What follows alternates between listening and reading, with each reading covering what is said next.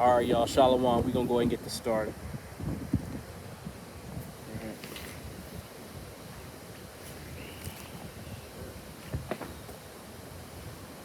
So is that microphone?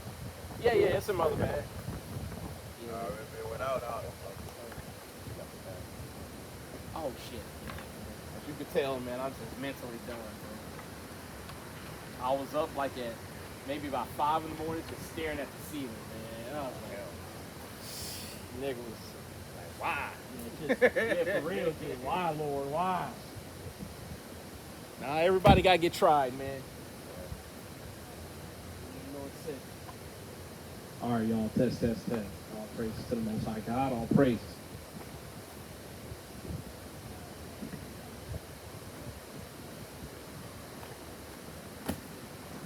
All right, y'all. We're going to go ahead and get signed in here.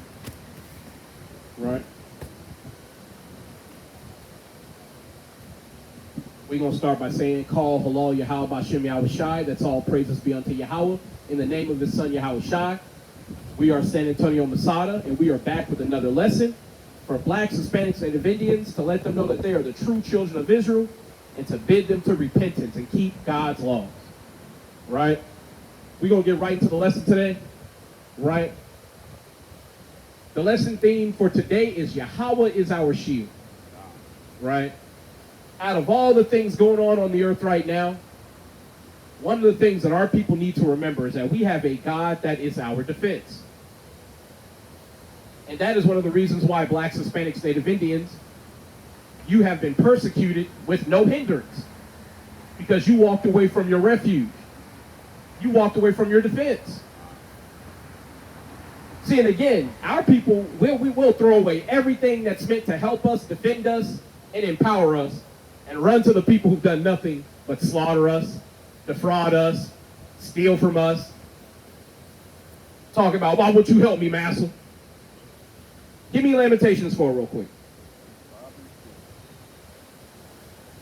Keep going, sister. You got it? You an Israelite if your father's black, Hispanic, or Native Indian. Keep God's laws. All right? But get me 4 and 17.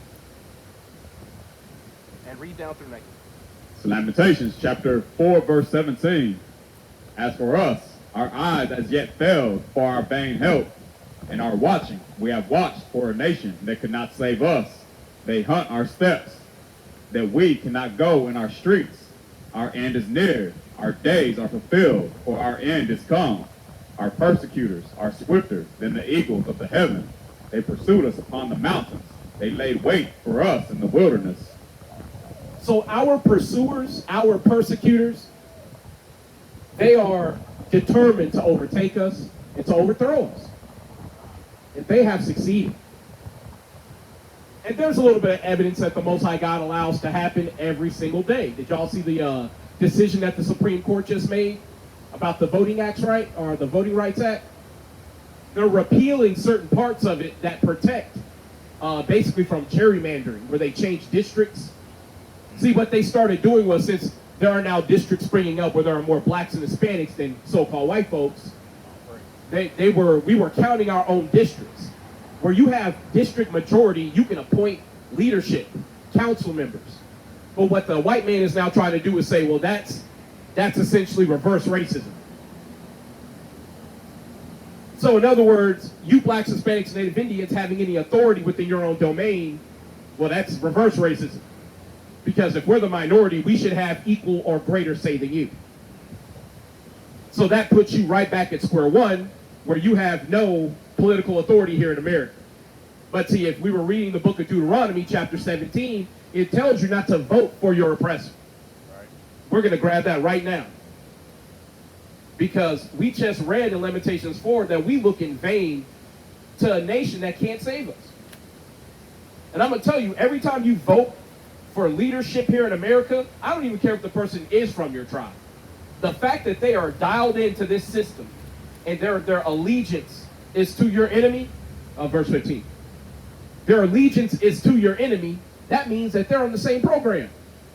How many times you see a so-called black cop show up, and he worse than the white cop? He got that we sick boss spirit. Whatever the white cop is saying, he like, yo, I'm down for it. He trying to prove himself. He trying to show them people, I'm on your side. You think the politicians are any different? Most of y'all don't even know about, what's his name? Damn, can you look up that Supreme Court Justice Clarence? I forget his last name. That actually might be his last name. But he was a black man on Supreme Court. He sat on the Supreme Court for at least 20, 30 years. But he was so silent, you would have never known he was there. Y'all remember? He's pretty old. Yeah. Clarence Thompson. Yep. Thomas, there it is. Now, I want you, yeah, can you go up to the camera real quick? And then show brother Gary here. On this side? Yeah, that's up. I can't see if he sees it A or little bit not. lower, a little bit lower. There you go. So you can see him, right? He got that human teddy bear syndrome. He trying to look as harmless to these white folks as possible. Yeah. So that's what the so-called white man will do. He'll elect blacks, Hispanics, Native Indians, and then tell them, hey, you just window dressing. How about when we try to own an NFL team? Same difference. They'll give you 2% ownership, and then tell you, hey, I need you to do all the commercials. I need you to be the face of this team, but you don't run nothing. Bill Cosby, Michael Jackson. Bill Cosby was trying to own ABC. And see, here's the thing. Most people don't realize he was in the position to do it. Michael Jackson was in the position to own the majority of the catalog from Sony. Whenever you have too much power, the white man will just outright kill you. But here's why you're not supposed to be voting for your enemies or in their system. Deuteronomy chapter 17, verse 15. Look it out. Thou shalt in any wise set him king over thee, whom the Lord thy God shall choose. One from among thy brethren shalt thou set king over thee. Thou mayest not set a stranger over thee, which is not thy brother. That's all we need. So you're not supposed to be voting for people who do not represent your interests and are not of your people. Now I know some of y'all might be saying, well, that's racist. We've tried everything else. Maybe we should try some of that. So I'm going to tell you, they don't say that same shit when the white man elects another white woman or a white man. When they put their own in power, when they oppress you, they don't cry, oh man, that's an abuse of power. They go, as it should be. Because in their mind, they're going to rule forever. And you're seeing their kingdom get torn down day by day, brick by brick. That's God sending all those tornadoes, all these earthquakes and hurricanes. It's the Most High God raising us up so that we have a spirit to listen to these words and to repent, right?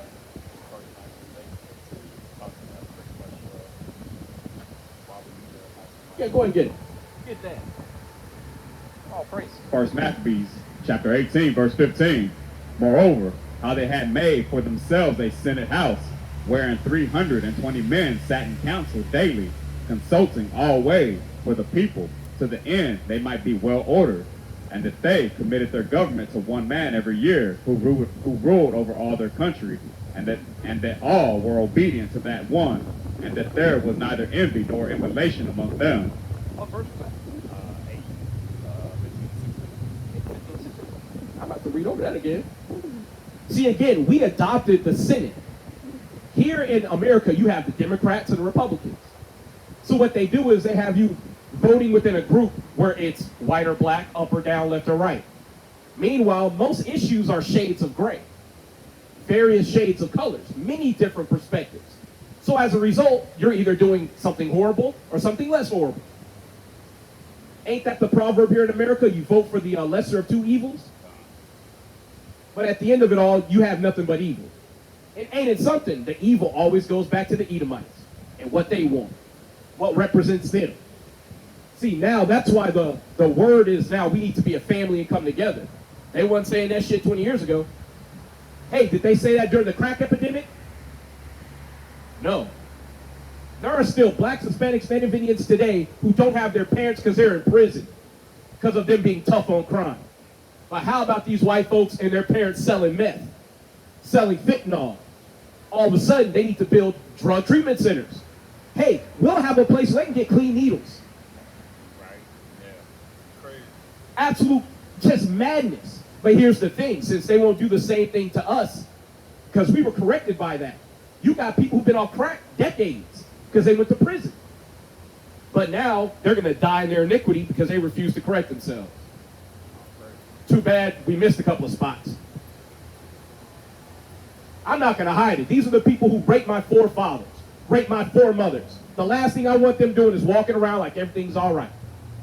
You got blood on your hands, white man, and you got to pay for it. Hey, get me Numbers 35, 33. I want to show you. It's in the Bible. When you defile the land with blood, the blood of the innocent, God demands blood as a repatriation for that sacrifice. You got to balance the scales.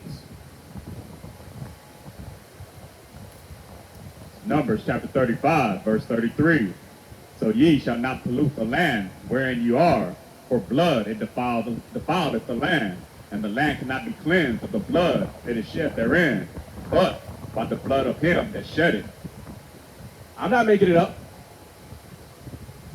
See, again, you'll notice these people get real uptight when this word comes out. But see, my thing is, y'all did all that to steal the Bible from blacks, Hispanics, Native Indians, but you never bothered reading it? That's like you signing your name to a contract and you didn't even read the contract.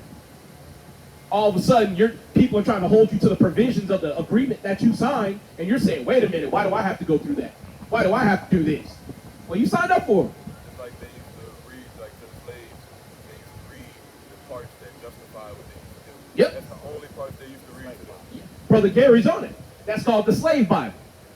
Where the parts that say slaves obey your masters, even the cruel ones, they would read that.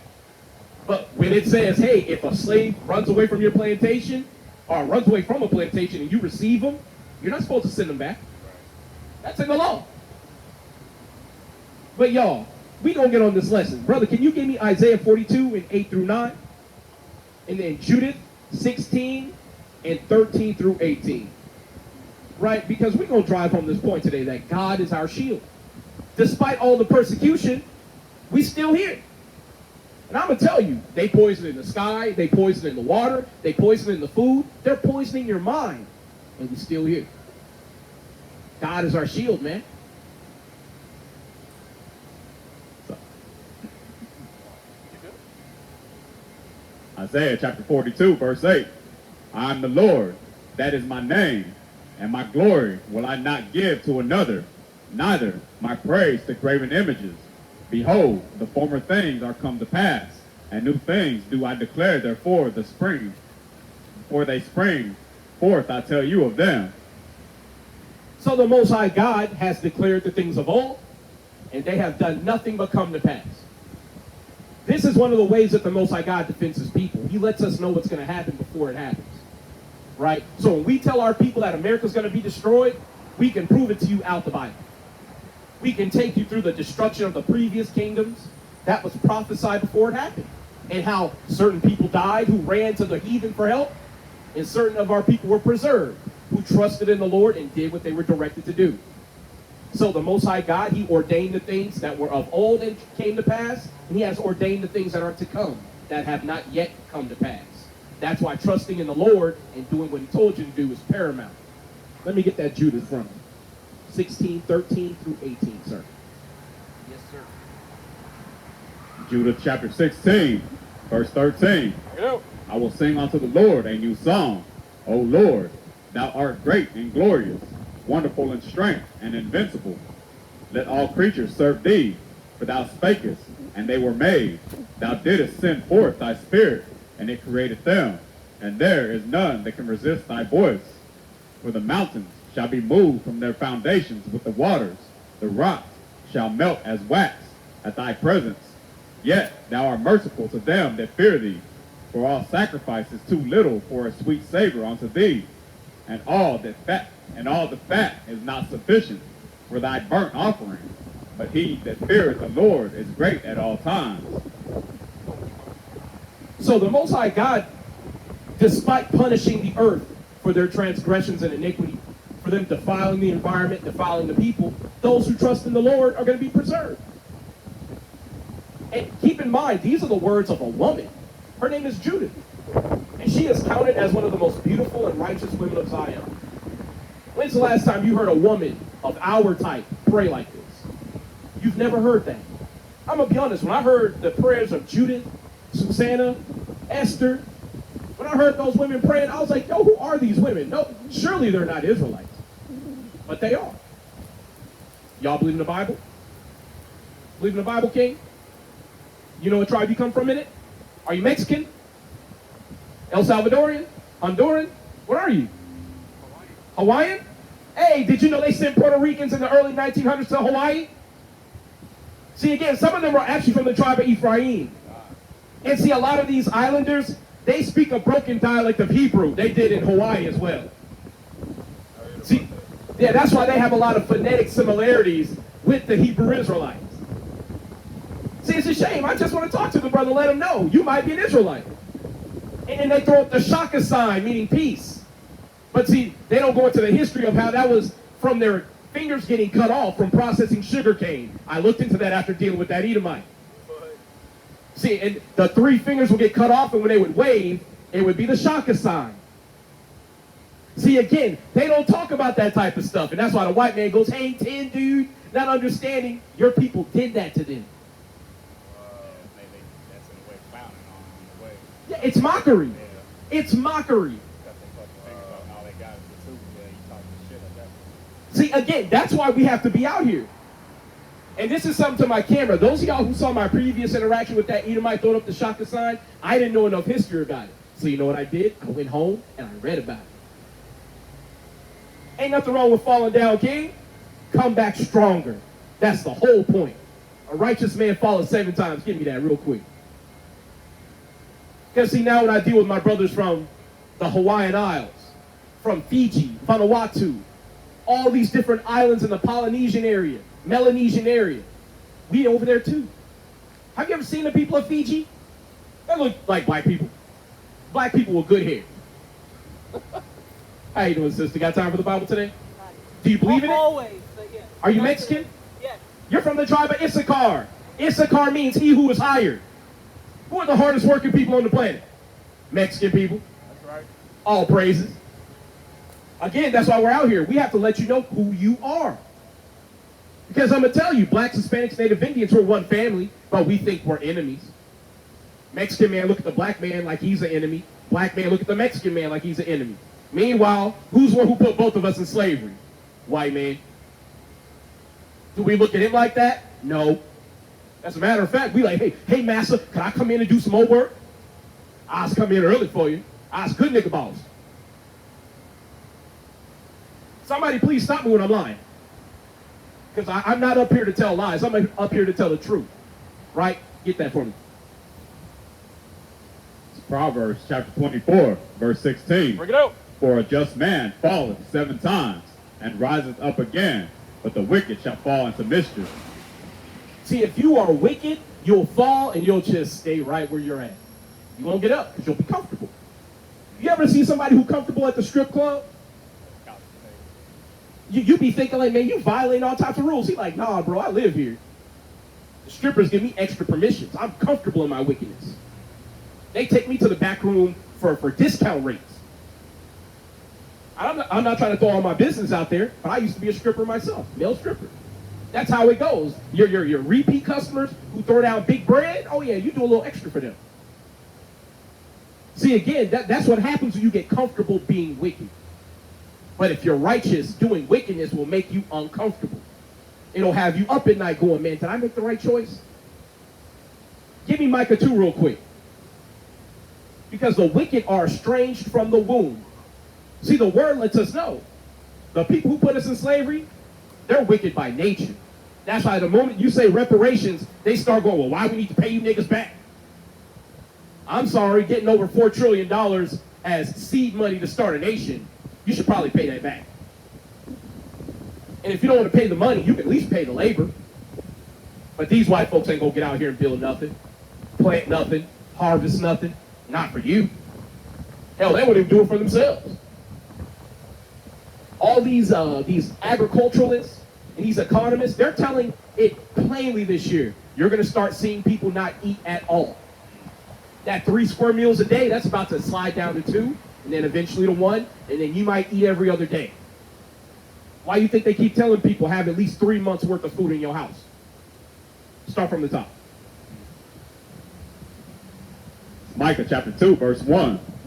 Woe to them that devise iniquity and work evil upon their beds. When the morning is light, they practice. We need more batteries. because it is in the power of their hand, and they covet fields, and take them by violence, and the house, and take them away. So they oppress a man and his house, even a man and his heritage. Therefore thus saith the Lord, Behold, against this family do I devise an evil, from which ye shall not remove your necks, neither shall ye go hotly, for this time is evil.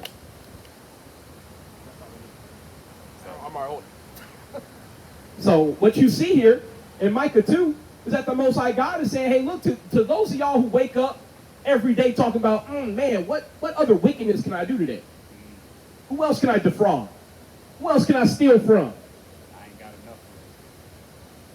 See, and the wicked they're like a damn open grave. The grave always has room for another dead body. So you have to understand the people that the Most High God set over us. Like the mass graves did for war, they just dug a whole big ass through all the bodies in there. Con, if you've ever seen a mass grave, and I'm gonna tell you, that's traumatizing to see dead bodies just handled like trash. Where they're tumbling over each other into a grave, a mass pit. But that's the nature of the wicked. What else can I devour? What else can I steal? I can't even think of that.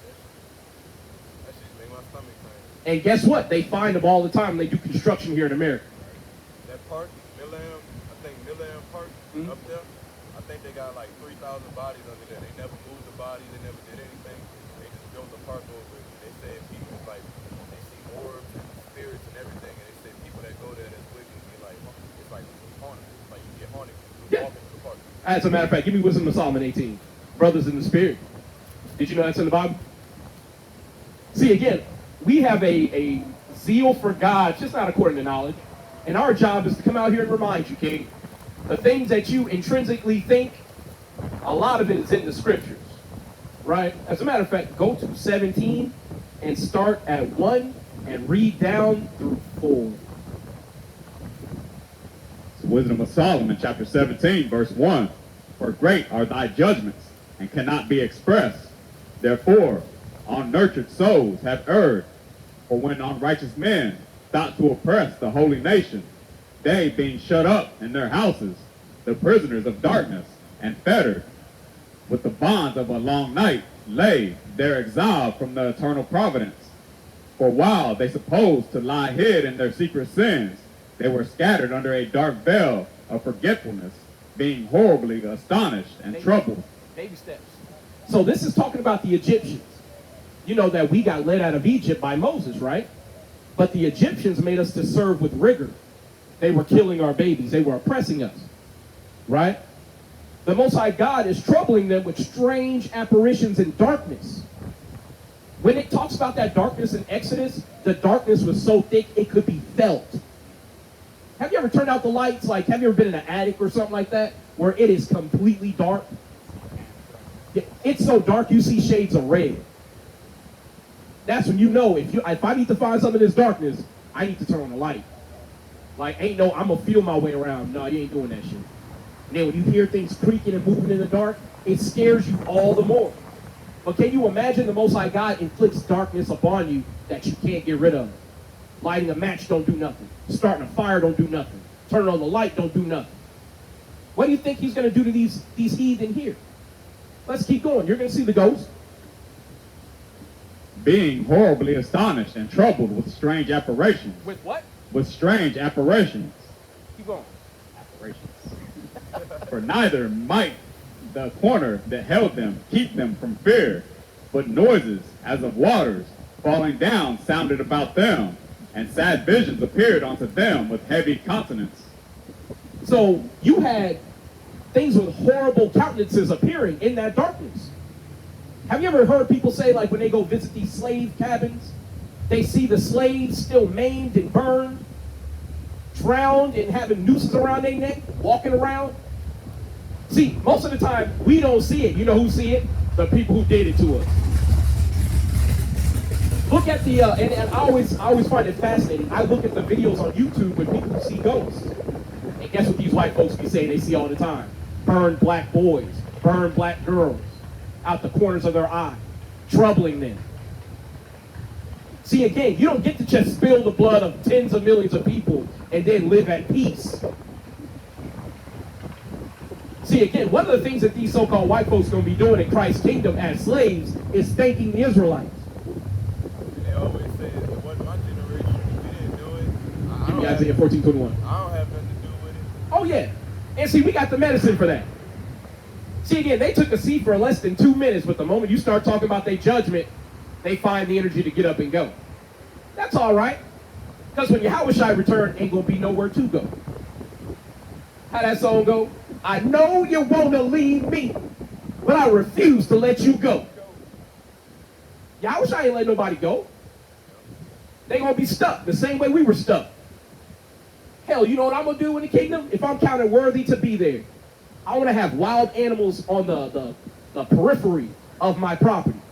If you can make it past, Chub the lion and Bubba the leopard, hey man, freedom's for you. Tell them about the gun line, boss. How you doing, King? See, blacks, Hispanics, and Indians, you are God's chosen. And the kingdom to come is for you. You're going to be able to have apple orchards, grow passion fruit, grow a flower garden to your specifications. This is not how we want to live, y'all. Concrete everywhere, trash everywhere, human parasites everywhere. Right. So I'm going to tell you, if there's a group of people who can't grow their own food and need everybody to do all the work for them, that's a human parasite. Leeches, straight up. See, again, and then they want to wave and say hello. Hey, man, that was you 500 years too late, bro. 500 years too late. And counting. And still racking up charges. Can you imagine you go to court 1,000 times a year, and every time the judge go, eventually I'm going to throw the book at your ass, but I can let it all go. Just don't rack up no more offenses. Eventually you get proud. You're like, well, shit, you ain't going to do nothing. I got about 1 or 2 more. Yeah, I got only, I'll stop after the next one. How about that? One more. Ain't that the mindset of America? One more. It's always one more. Never enough. One more. One more dead 12-year-old who has a BB gun. One more black woman walking home from work getting shoved into a van. One more Hispanic sister being found without her organs. One more. That's the spirit of America. See, they don't understand. The Most High God is tallying it all up. And eventually, it'll be enough. Go ahead and get it. Isaiah chapter 14, verse 21. Prepare slaughter for his children, for the iniquity of their fathers, that they do not rise, nor possess the land, nor fill the face of the world with cities. So the Most High God said, prepare slaughter for his children. I'm sorry. So if it was your great-great-grandpappy, God don't care about that. Remember that what I told you about death? Your spirit departs your vessel, returns to God, and you come right back here and you're born again. The body might have changed, but did the spirit change? No. Who receives the judgment, the body or the spirit? No, the spirit. So if the spirit receives the judgment and the body lives out that judgment, guess who's got to receive a judgment for the slavery? All the rape, robbery, and murder. The same people doing it today. Yeah, always talking about that's in the past, but then you bring up the litany of crimes that happen today, they go, well, why are you bringing up other shit? That's why I tell our people, don't worry about getting no balance from the so-called white man. God gonna get it back for you. He gonna get it back in blood. Right. Let's go back to Wisdom of Solomon 18. We're gonna finish that real quick. Come. Actually, no, we got that because it said apparitions. That's right. Cool. 7, 16, 17, 18. You got it. Keep going. Jude chapter 16, verse 17. Woe to the nations that rise up against my kindred. The Lord Almighty will take vengeance of them in the day of judgment, and putting fire and worms in their flesh, and they shall fill them and weep forever. Now, Hold on. You hear that prayer from Judah? That's a woman from one of the northern kingdoms of Israel. That's who you would call a native Hispanic woman today. You've never heard a Hispanic woman pray like that. They pray that everybody come together and love each other. No matter how much the white man says, I hate you, with his whole chest. We still praying for him to change. Well, what is it? Ecclesiastes 7:13 says, who can set straight what God set crooked? If God made these people to be this way, who are we to try to rehabilitate them and make them something different? And now you see why, despite our best efforts, we'll raise them from the crib and they'll turn around and shoot us in a fit of angsty rage. Did you see that Edomite who ain't have no hands or feet? He shot his black best friend. Literally, shot him to death. Now, I know you might be saying, how can a man with no hands shoot a gun? He's one of those hyper handy-capable people. You know, they face some type of dismemberment, but they don't let that stop them. Oh, man, from Living Color? Oh, you say handicapable. Oh, yeah. And I ain't gonna lie, Damon Wayans, he wrong for that shit, for real. Do you know what I'm talking about with Handyman? All right, if you ever get a chance to watch it Living Color, it's a handicapped superhero. Yeah, I think I seen that. All praise. I don't got But this Edomite, despite having no hands, no arms, he had nubs. And with those nubs, he still held a gun and he shot. He went to the range and everything. And because of an argument, he killed his best friend who was black. That's why the Bible says, separate thyself from thine enemies and take heed of thy friends. It don't say help them get on their feet and find their way. Because when he finds his way, what he going to do? He going to kill you. Or he going to steal from you. He going to rob you. When we were celebrating, what's it called, Fiesta. Most people don't even know Fiesta, like I said, is the celebration of Texas being stolen by the United States. Again, what did the Black, Hispanic, Native Indian man do to build America? Everything. We built everything. We grew everything. We sacrificed our lives in their wars. And how does the white man pay us back? See, this is why we have to keep telling our people, man. I just seen that too. That just happened on. Yep. I'm gonna tell you, man.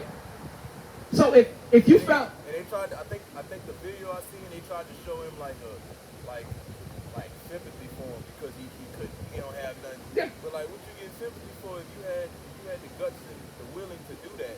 Why are you showing a video of him limping around with nothing? Yeah. Or showing old videos of him holding a gun? Like you trying to have people feel sorry for him? I'm gonna tell you, it's not just sympathy. They're showing blacks, Hispanics, Native Indians what they feel when they kill one of us. You're the most dangerous game, Jake. When I say Jake, I'm talking about Jacob. Jacob, whose name was changed to Israel. We as a nation are called Jacob. When they kill you, they view that as an accomplishment. Why do you think these cops be having all these tattoos commemorating each kill? You think they put those little marks on themselves when they kill their own people? When they kill white folks? No, because they don't count that. That's a tragedy. Look up the word tragedy for me. That keeps them up at night. I said that keeps them up. Yeah, When they kill people. that's what keeps them up at night. When they inadvertently kill a 13-year-old girl, or they kill one of their own children. That's why they have them alcohol problems, beating their wife. But when they kill us, oh, they sleep like a baby, man. Because in their mind, he deserved it. Go ahead and get it.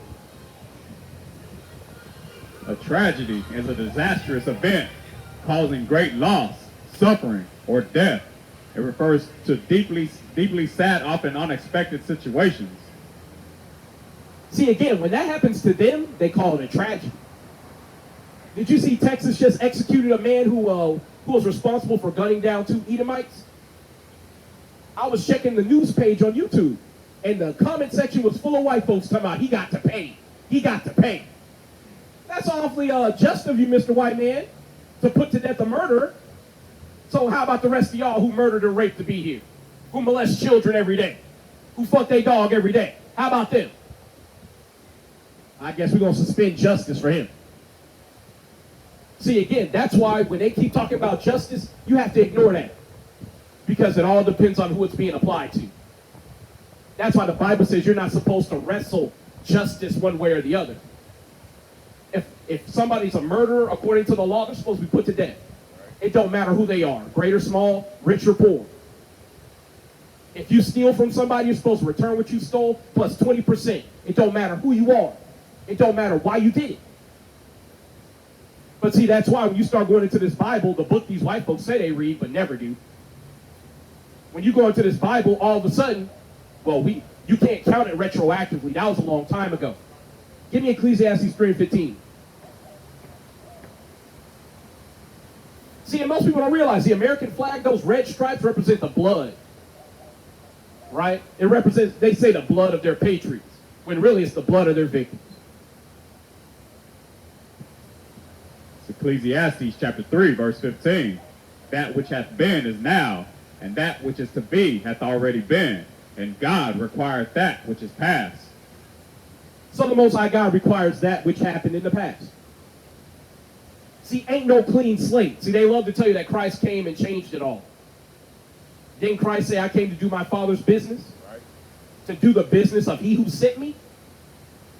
Hebrews tells you that Christ came in the volume of the book, meaning the whole book applies. So if the Most High God requires that which is past, where do these people get off telling you, hey, you got to let it go? And that's why you'll hear me say this about blacks, Hispanics, Native Indians all the time. The white man is their God. The white man says to forgive, they're like, okay, fine, I'll forgive. But how about their own brother in the hood? Say a brother steal from you because he's on drugs, he's out of his mind. All of a sudden, we want to boot him out of the house, throw him on the street, never talk to him again. White man rob you every day on the job. We don't hold no smoke for him at all. See, eventually, man, they're going to be on the same leash we were on in slavery. White women going to be chained to the damn kitchen stove. White man going to be chained to whatever hay bale or cotton bale in the cotton field. Hell, they're going to be chained to each other. Chain gang style, like they do us down in New Orleans. You know about that. Yep, put a stake in the ground. That's the one who's on the end. You chain him to the floor, and the rest of them are chained to him. We're going to be putting the iron collars on their necks so they can't run away and get through the trees. See, most people think when you ran away from the plantation, you just ran with nothing on you. A lot of times you had an iron collar with iron spokes sticking out so you couldn't run between trees. So not only were you outrunning people on foot, you were outrunning white men on horseback. You were outrunning other slaves that they would employ to come catch you. You were outrunning bloodhounds. See, again, that's why most people, when they come to America, they don't understand the true history of America. They come here to enjoy the fruits of the white man's debauchery here. Look up that word debauchery for me. His wickedness. And see, whenever you see Chinese folks, just remember the Silk Road slave trade. See, it ain't just the white man. He has friends. When have you ever known the white man to do work by himself? Never. I'm on my own lawn. I bet you do after you stole it from us. No. Whose land you on right now? What's that? Whose land are you on right now? Native Hispanic people's land. Yeah. So it's not your lawn. Keep walking. Hope you wrap your car around the telephone pole, cracker.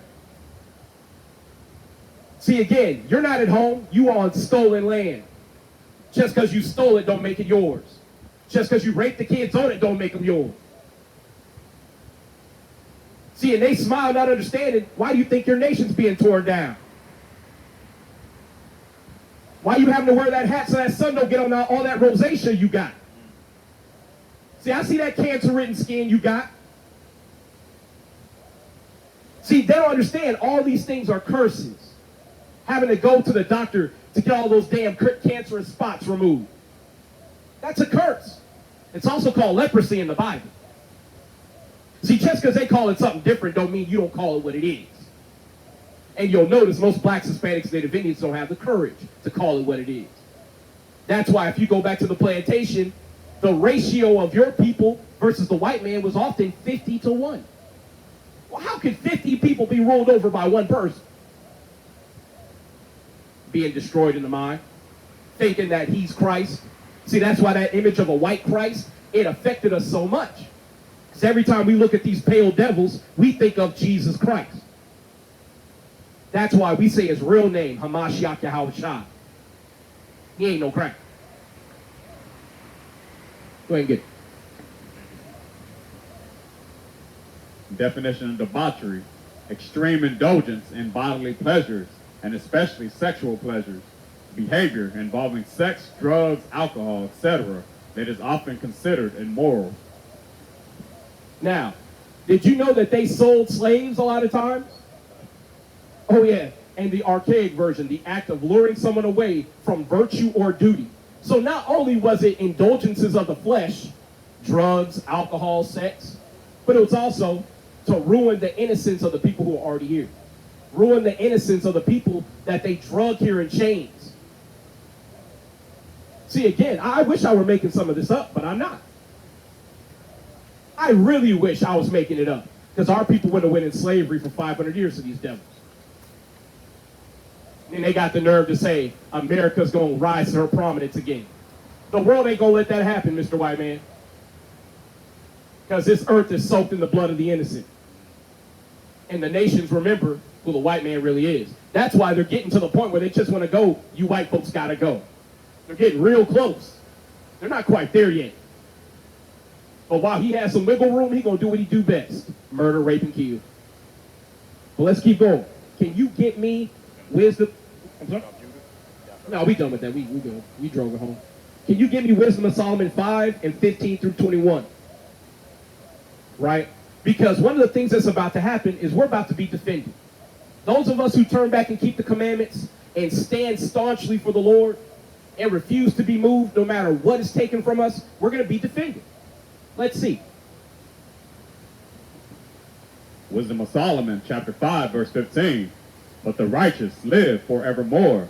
Their reward also is with the Lord, and the care of them is with the Most High.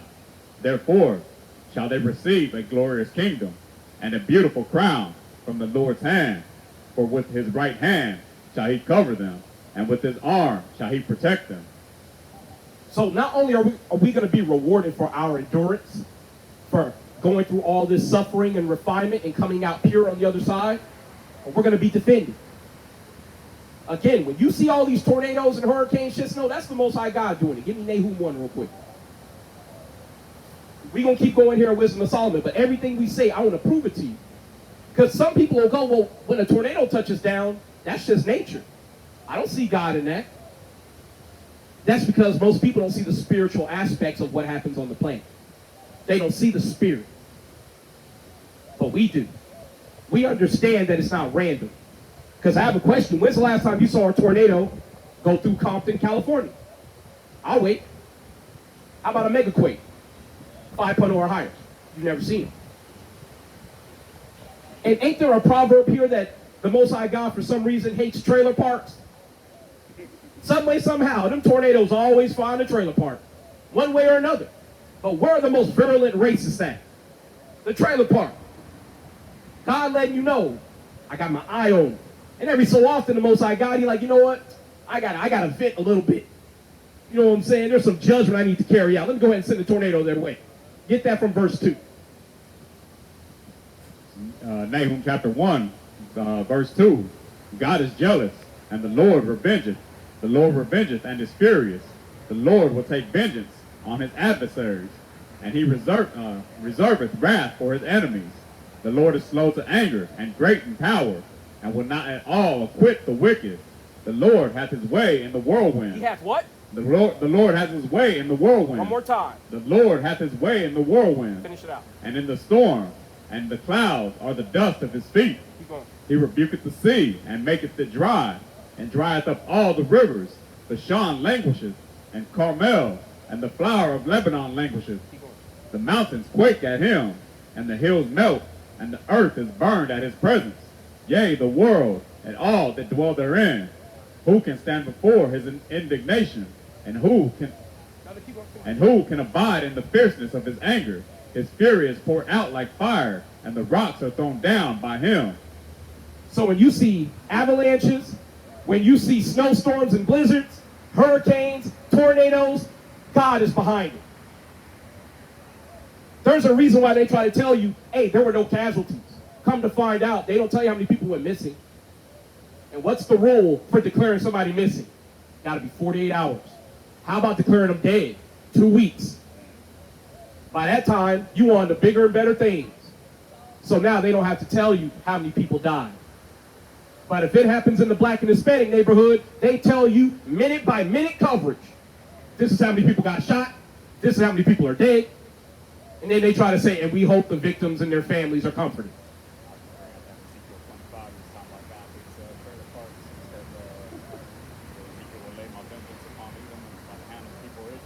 We're going to get there. See, you got to understand something. The Most High God has already made it readily apparent that you will be defended. But see, if you don't understand God's fingerprint, how are you going to identify it's him? You won't know that it's God. What do they do when they take you in for the first time to be processed at the police department? They fingerprint you. Why? If your fingerprints show up on any other thing that's linked to a crime, they know who to look for. Well, how about when you see God's judgment? See, again, blacks, Hispanics, Native Indians, we have to understand our God is defending us. They had a tornado move at 5 miles an hour over Vance Air Force Base in Oklahoma. That is unheard of. And if you look at the path of that tornado, there were areas that it double tapped, meaning it went past it, looped around, came back, and hit it again. It was an EF4 tornado. That is unheard of. You hear? He said that tornado hit an area that his rib left after 15 minutes. The Lord keeps the feet of his saints, but the wicked are silent in darkness, as it says in 1 Samuel 2. But if you don't understand God's judgment, when the Most High God defends you and fights for you, you don't understand it. Let's go back to the, what I have you read, Wisdom of Solomon 5.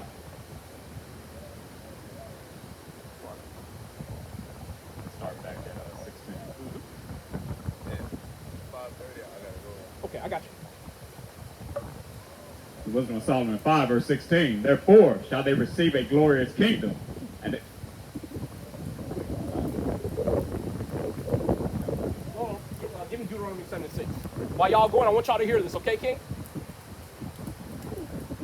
Israelites are a Deuteronomy special people. Come chapter on. 7, verse 6. For thou art a holy people unto the Lord thy God.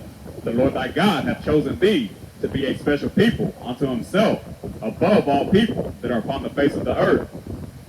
We're above all people. See, again, that's why I can bring out the litany of crimes that have happened against our people, and yet we're still here. How can people be cheery after losing 3 fingers on one hand? Still be able to smile, still be able to go home and provide for their family, and not let the impedances, the hindrances, prevent them from being a human person, a good person. The strength from the Lord. That's spiritual strength. One of the things that the white man hates admitting is that he doesn't have a connection to nature like blacks, Hispanics, Native Indians. He tries. He tries to mimic it. Have you ever seen that group PETA? That animal group? They pick and choose their battles on how they want to defend nature. But most people don't know. They take the same ships out that pollute the ocean, that destroy the animals, that the people who outright destroy the ocean and destroy the animals do. Not to mention, did you know sunscreen destroys aquatic life? It does. So them just being in the water corrodes the life in the oceans. So much so that the coral reefs that are along all the coastlines of Australia, they're pretty much gone. Did you know once upon a time this white devil thought the way to make an artificial reef was to make it out of tires? And when those tires began to break down in the salt water and kill all the coral and all the life, then they had to do a scientific study to prove that. Where me and you would just go, well, I'm not going to put tires in the ocean. That's stupid. They still have a tire reef. I seen it. I know. They have all the tires. I just seen a video on that like a few months ago. Because see, here's the thing. They'll destroy the earth, but they won't do the work to fix it. Evidence? Look at that river right there. It didn't always look like that. 20 years ago, you could see to the bottom of that river. I used to take girls on dates right next to the river wall. Now, I don't know why anybody would walk next to it. It's like walking next to used toilet water. And when it gets hot enough, it smells just like it. All because they destroyed it but won't fix it. And what's the best way to fix nature? Leave it alone. Just leave it alone. Instead, the white man like, hold on, let me create this new chemical. Let me get this new fungus from I found in the rainforest, and I'm gonna dump it in there, and it'll kill some of the bacteria, and then it creates algae blooms that destroys all the life in it. See, most people don't know about all these red algae blooms that are in the ocean that are anaerobic, meaning there's no oxygen in it. So if the fish happen to go too close to it, they asphyxiate and they die. They drown in the water. Only the white man can make aquatic life drown in the water. You can't make this shit up. You cannot make this shit up, man. You really can't. But yet you have blacks, Hispanics, Native Indians. They won't read these charges to the white man. They let them be comfortable on the land they stole. I, for one, cannot do that. We have paid in blood far too often for them to feel comfortable. If I can take that from them, that's the least I can do. And do the work of the Lord, even better.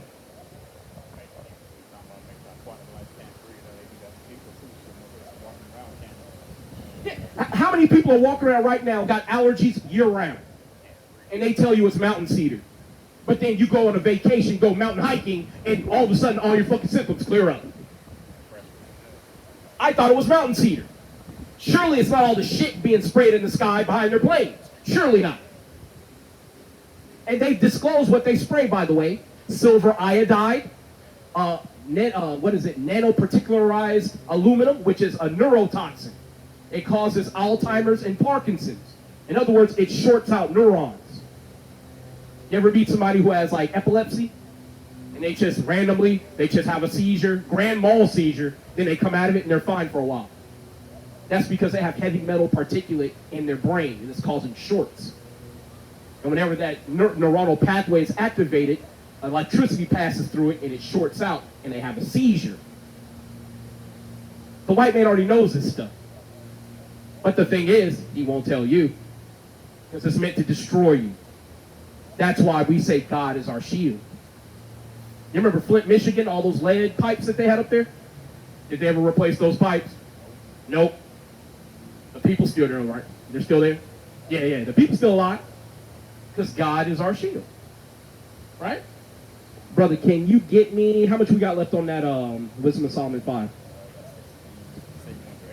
321. Wisdom of Solomon, chapter 5, verse 16. Therefore shall they receive a glorious kingdom and a beautiful crown from the Lord's hand. For with his right hand shall he cover them, and with his arm shall he protect them. He shall take to him his jealousy for complete armor, and make the creature his weapon for the revenge of his people. He shall put a righteousness as a breastplate, and true judgment instead of a helmet. Baby steps. So in verse 17, where it says, he shall make his creature his weapon for his vengeance. Well, who's his creature? Us. Ain't that Ezekiel 25? Yeah, go ahead and get that for me real quick. We're going to come back to this. I'm taking you through the Bible, King, to show you that it's not just in one place. People will accuse us of cherry picking, right? The Most High God has already said he's going to take vengeance on all our adversaries by his people. Go ahead and get it.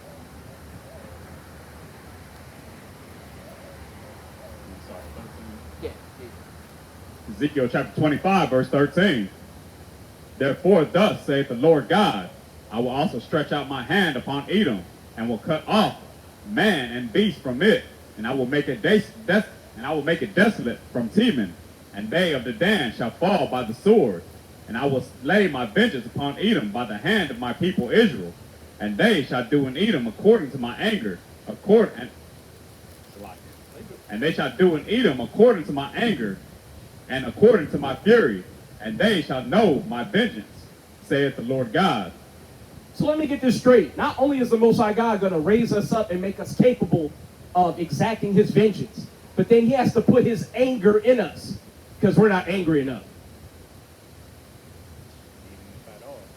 Even if at all. How many of our people you see walking with these devils? And they got a big old Kool-Aid smile on their face because they speak so well and you're not like the rest of the niggas. I used to be one of them. In my early 20s, I used to be like that, being part of a little rainbow coalition. One of the white folks in our group would say, I love black people, but I hate niggas. And I didn't know nothing, so I didn't know black and nigger are the same. That's literally the same word. So in other words, he just hate niggas. He hate black people. But he loved coons, though. So they always love a good coon, because you'll throw yourself in front of them to stop a bullet. In the movies, what they always had a black man do? Throw himself in front of a monster. Go on without me. And then at the end of the movie, they don't even say, hey man, Jamal sacrificed himself for us. Forgot about it. Yeah, they be like, man, shit, I'm glad to be going home. Yeah. Holding hands. Yeah, holding hands and damn, jumping up in the air, freezing, having the credits roll by. Don't even say in memory of Jamal. Don't give a damn. When they talk about American history, that's the ultimate example of that. Keep it in your mind as I say this. 250 million people had to die so they could take control of Greenland, Canada, America, Central America, and South America. 250 million, a quarter of a billion people. It's so many people that you can't even wrap your mind around it. But yet, they'll tell you every year, remember the Holocaust. I can't say the real word because they're going to get rid of my shit. Even though they have been throwing around that number 6 million since the damn 20s. And there weren't even 6 million of them to die. No, 250.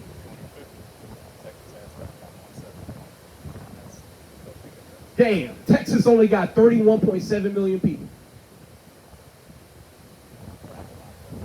I think America, like 350 million? So basically, almost all of America. All of America. Right now today. You know how many Edomites are on the planet? About 300 million. And they got to pay double for what they did. So if you kill 250 million of the Israelites, and you got to pay double, and you ain't got enough, that means you're going to go broke. Now you see why we read Obadiah 1 and 18. There shall not be any remaining of the house of Esau. They got to pay that tab back. And God requires that which is past. He ain't letting this shit go. Yeah, man.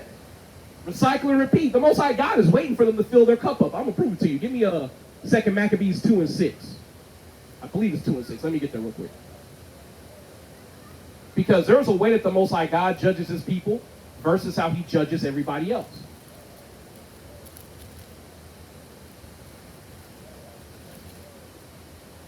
Yeah, start at 12. 2 and 12, yes sir. 2 Maccabees chapter 2, verse 12. So Solomon kept those 8 days, the same things also. No, I'm sorry. 2 Maccabees 6 and 12. Yeah, I said 6 and 2. My bad. My bad. 6 and 12. 2 Maccabees chapter 6, verse 12. Now I beseech those that read this book, that they be not discouraged for these calamities, but they judge those punishments not to be for destruction, but for a chastening of our nation.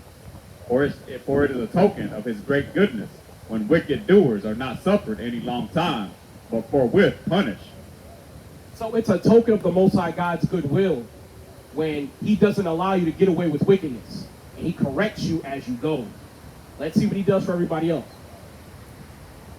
Verse 14, for not as with other nations, whom the Lord patiently forbeareth to punish, till they be come to the fullness of their sins, so dealeth he with us, lest that, being come to the height of sin, afterwards he should take vengeance of us.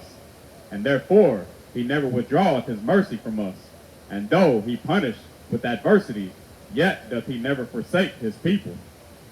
So you see, the Most High God, with the heathen, he lets them keep going until they reach basically the fullness of their sin. And then he punishes them. Let's make it more realistic. Say you're shoplifting, right? You start stealing food, you get away with that. Since you can get away with food, you're like, you know what? I want some new clothes. You start stealing clothes, you get away with that. Okay, cool. Yeah. Yeah, let me steal this phone right quick. You get away with that.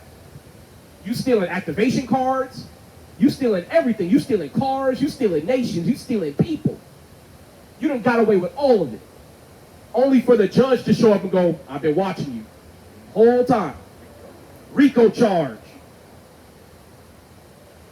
That's what God is doing to these heathen. And the Edomites, because That you remember that brother that was sitting here who was tripping, he was talking about what loving God would allow his people to go in slavery and be killed. Well, the same God who's watching the people do it, fill their cup of sin up. He's just waiting. And guess what? That cup is full now. Give me Jeremiah 25. See, again, that's why now you'll hear on the internet, everybody's talking about the Bible.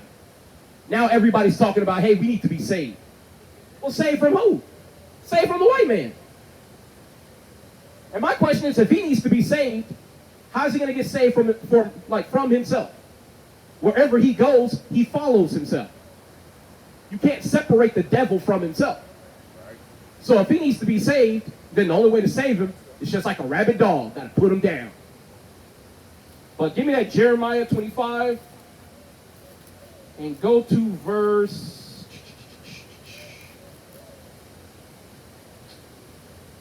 Where is that? Actually, give me 30 and 16. We got this 2 weeks ago.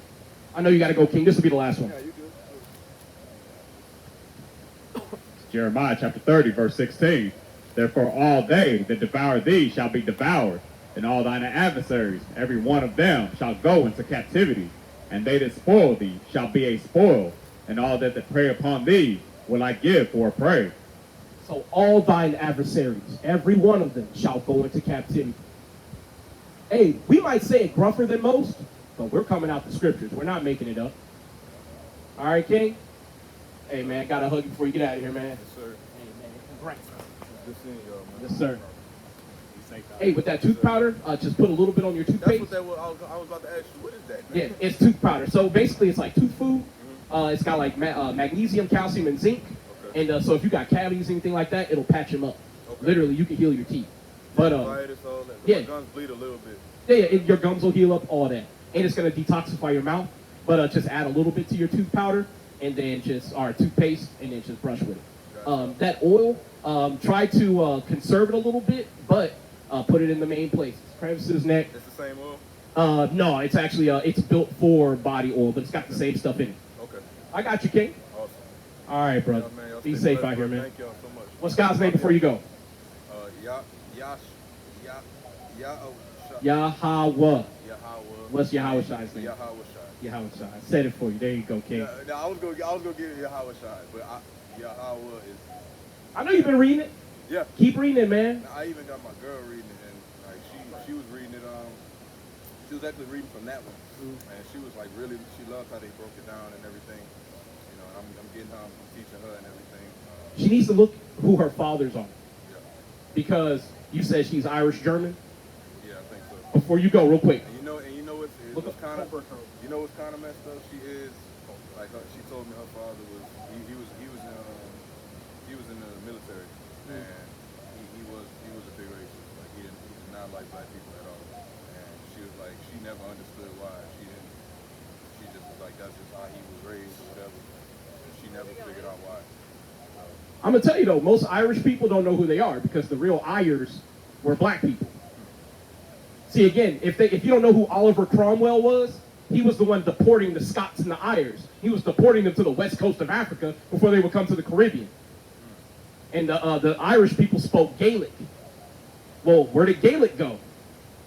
A language never disappears, but the people who speak it do. They went into slavery. And they were forced to speak Spanish or French, because those were the two major colonizers of the Caribbean, right? But he's going to show you something real quick. Coburg, just show the black face on there. Coburg Heraldry. You said Coburg. It's Coburg. You good. Can you get rid of that L for me? There you go. Coburg. Yeah. And then there should be a black face. There it is. Bam. And if you need more evidence, you got the Pappenheim. See, that's the coat of arms for Germany. There's one for Scovia Loca that has a black man on it. Pappenheim, that's also Germany. Man, we ruled all throughout Europe. Next time you come, we're going to read an excerpt from the letter from Ben Franklin, where he affirms the majority of all of Europe is black or tawny. All except for the Britons, the Brits. But those were the people who pushed the real Brits out of Britain, and they called themselves the British. We'll go over next time, King, all right? Gotcha. All right, Gary, be blessed, man. Bless. Be safe. And congrats, man. Yes, sir. Yes, sir. Text my wife's number. Right? See, I be trying to tell blacks, Hispanics, Native Indians, man, if you turn back to your God and keep his commandments, your God work quick, man. Right. The more you need him, the more near to you he is. That's why I always tell folks, if you have been breaking God's commandments and God has lowered you to the bottom of the earth, try keeping the commandments for a week. And come back the next week and tell me how it goes. Everybody, I make that challenge to come back with gusto. Because they see that miracle that they've been begging God for. It happens. But if you turn away from the Most High God after he show up for you, you know what's going to happen. So if you got cigarettes in your pocket, put them down. Don't smoke them. If you having trouble, basically following the straight and narrow, give me a fall not a multitude to do evil. If you got trouble following the straight and narrow, let God be your guide and give you strength. Because the last thing you want is for him to take away that lamp that gives a light to your feet so you don't stumble. Exodus chapter 23, verse 2. Thou shalt not follow a multitude to do evil, neither shalt thou speak in a cause to decline after many to wrest judgment. So not only are you not supposed to be following a multitude to do evil, you're not supposed to be going by the whims of the multitude to wrest judgment, to proclaim what is wrong righteous. Many of our people will do that simply because the multitudes of people say that it's right. You got blacks and Hispanics today who say they're proud to be an American because the white folks around them say so. But then when you ask them, hey, what do you know about American history? Nothing. So what you proud of? If you can't name two people, George Washington and Abraham Lincoln, what are you proud of? And I found out a little bit more about George Washington. Not only was he a slave owner, but when he was doing his political campaigning in Pennsylvania, they had basically like a freedom clause in their law where any slave taken from the South to Pennsylvania after 6 months had to be set free. So what did George Washington decide to do? He said, hey, look, what we're going to do is every about 5 months and 20-something days, we're going to have them slaves go back to the area where they could be enslaved and come back and reset the clock.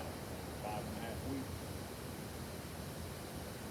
But this is the man that y'all say never told a lie. This is the same general that y'all give flowers and kudos to despite losing every battle and engagement that he was leader over as a general of one of the damn Union troops, a Union contingent. He lost every battle he was in charge over. Yet some way, somehow, he's still venerated among these people here in America.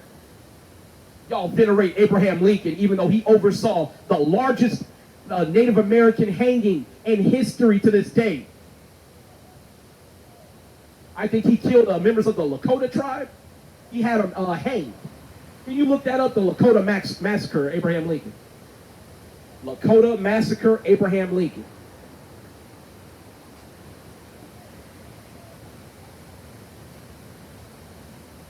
Get that. Yeah, buddy. Following the 1862 Dakota War, President Abraham Lincoln approved the execution of 38 Dakota men by hanging in Mankato, Minnesota on December 26, 1862. It remains the largest mass execution in the U.S. history. Initially, 303 Dakota were sentenced to death after rapid military trials, but Lincoln commuted the sentences of 264 to prevent widespread indiscriminate slaughter. Y'all sisters believe in the Bible? You know what tribe you from, in it, sister? You don't want to learn what princess tribe you come from? Are you Mexican? From the tribe of Issachar. Issachar means he who is hired. Hardest working people on the planet. And I have to ask, when have you ever seen real nobility and princesses wear skin-tight apparel? See, again, black, Hispanic, and Native Indian women, you are princesses, but you got to conduct yourself like them. You've never seen a duchess twerking in public. See, again, I know here in America, they don't call you royalty, but you are. You're the royalty of the Most High. And our little brothers are kings. Right? See, our Native Hispanic brothers and sisters, y'all are true nobility. But see, the thing is, if you don't want to keep God's commandments, he gonna make sure that crown that fell off your head is never returned to it. As a matter of fact, give me Lamentations 5 real quick. We gonna prove that, right? See, again, a lot of times our people don't realize your crown has fallen from your head. Give me verse 16. And read through 17. Lamentations chapter 5, verse 16. The crown is fallen from our head. Woe unto us that we have sinned. For this our heart is faint. For these things our eyes are dim. So because we sin and break God's laws, our crown has fallen from our head. We lack the foresight and vision to see who we could be in light of who we once were. All because we refuse to return to the Most High. I'm going to tell you, if somebody told me that I was nobility, I'd tell them to prove it. And you know what? We're more than willing to do so. How you doing, King? You believe in the Bible at all? Not one bit. Bro. Not one bit? Why? No proof of it for me. The proof is the white man ruling over you, brother. I know. The proof of that, too. That's in the book of Nehemiah. Are people cooning and going to get white women? It's in there, too. Again, the proof that they need that the Bible is real, he live in it. Literally. You live in it. Again, and the reason why he thinks there's no proof, because a white man told him so. But if you ask him, hey, brother, the Big Bang Theory, how about that fracturing of symmetry which preceded the Big Bang? What's that? You know what the white man calls that? God. See, and again, most people don't know the highest authorities in science believe in the Bible. Because the more you look into the inner machinations and workings of the earth, the more you see God's thumbprint. Inexplicable things are happening, like the observer experiment. When you're looking at a photon, it's a distinctive point of energy. But when you're not looking at it, it's a wave. It's a range of values. In other words, it's not there, it doesn't exist. I call that God's thumbprint, wouldn't you? How you doing, King? Believe in the Bible? Everything is God's thumbprint. That's right. We believe in that.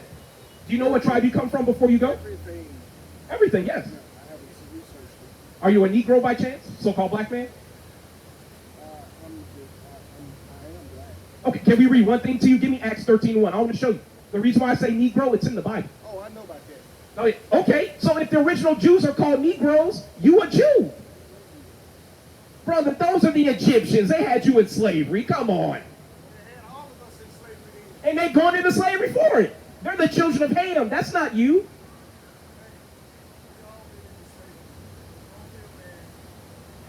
We keep preaching. Still in slavery. Yeah, we still in slavery now. And see, here's the thing. When he says we've all been in slavery, he doesn't know about the actual slave trades. If I say Silk Road slave trade, do you know what that is? Probably not. How about Sub-Saharan slave trade? Probably not. How about Acapulco slave trade? Probably not. How about blackbirding slave trade? Probably not. And that's why I say our elders failed us. Because they're too busy trying to give away their legacy to the people who enslaved them. You're too damn busy trying to be liked instead of trying to be subservient to the God you say you believe in. And because you're too cowardly to serve your God, the white man's foot remains firmly lodged in your ass. Like that. And see, if you look up the Merneptah Stela, it shows the Israelites as slaves in Egypt. And it shows the children of Mizraim, the Hamites, as the slave masters. We are not the Nubians. As a matter of fact, we were the, the Shasu. Can you look up that for me? Shasu. See, they had words for the Israelites in ancient Kemet. But see, if you're too foolish and short-sighted to do your homework, as soon as you see a black face, you'll go, that was me. There you go. The Shasu were Semitic-speaking pastoral nomadic or semi-nomadic tribes in the southern Levant, Sinai, Canaan, Transjordan during the late Bronze Age to the early Iron Age. Now, can you look up the time period of the Bronze Age? Because you'll notice they describe the location. Perfect. Bronze Age is 15th to 12th century BCE. And then look up the Iron Age. Bronze Age. Okay, cool. So the 12th century. So that would be the Israelites. Because what is the southern Levant? Well, that's the area of where the Israelites called the Promised Land. That's the area that we took over. See, again, that's why when we have our elders coming up to us saying madness, talking about we were Nubian, I almost want to ask them, Elder, what does Nubian mean? You think that's just a thick black woman? You a beautiful Nubian queen. We be saying all types of dumb shit. Don't know what it means. That's why the Bible says children are their oppressors and women rule over them. We have been destroyed to the point where our elders have no knowledge and the children run the streets wild, just destroying everything. That's why when we say we need salvation, we literally need salvation from ourselves, from destroying ourselves. That's why I wouldn't even go and look at that elder, man. You've already proven yourself to be a fool. We going right back to teaching. I'm not about to argue with no damn old fool about him being Egyptian. Meanwhile, the real damn Egyptians aren't even in Egypt no more. They're in Sudan. Right. Getting clowned by the white man too. Sticking their head in cows' asses and bathing in cow piss. As a matter of fact, look up African tribe who bathes in cow urine. See, I know sometimes the way I phrase things, y'all think like, man, this nigga's just talking shit. I ain't talking no shit. I'm talking the truth. Historical truth that you can prove. Yeah, the Mandari in South Sudan. Now, can you look up their image? You're going to see some ashy, short-haired Africans. Oh, yeah, that's the one right there. Show that to the camera, please. Baba Kashaw. That's disgusting. Absolutely disgusting. But guess what? That's what that brother is claiming is him. They can see it. Slide to the left a little bit. Yeah, you might have to move the books a little bit. There you go. Those are the so-called modern-day Egyptians. See, that's why when we try to claim to be Egyptian and not Israelite, you need to understand you're doing yourself a disservice. Oh yeah, get all up in there too. Yep. Doing all types of just bizarre and horrible things with them damn animals, man. But then what's the curse of Canaan? To be a servant of servants. And after the Most High God throw your nation down in the dust, very rarely do you ever rise to be anything at all unless you were merciful to the Israelites. Why do you think the Persians are still a mighty nation? Because they showed mercy to the Israelites. King Cyrus, he sanctioned the building of the Second Temple. And y'all have to understand, it wasn't the Babylonians, because Babylon is really just a location. There is no race called the Babylonians. Nebuchadnezzar was an Assyrian. The Assyrians and the Elamites, they didn't destroy our temple. The Edomites did. Give me first Ezra. It's kind of crazy how the Egyptians have put it in Goshen, because they were herders, whatever. They don't want to be part of it now, but they're sticking their face in the cow. Hey man, the Most High God taketh the wicked in their own craftiness. And go to verse, give me 2 Ezra 4 and 45 and read down to 47. Right? You got to understand something, man. The Most High God, he taking stock of everything that happens on the earth. Everything. God don't forget a damn thing. That's why we keep trying to tell our people, man, you need to follow what God told you to do and have faith that he is going to balance the scales one day. Go ahead and get it. 2 Ezra chapter 4, verse 45. Show me then whether there be more to come than is past, or more past than is to come. What? Oh, you're at 4. I said 2nd Ezra. No, did I say 4? 4 and 45. 4 and 45? 45. Chapter 4, verse 45. Yeah, it's different, man. 4. Yeah, your Bible's probably different, man. I don't know how they do Ezra in that Bible.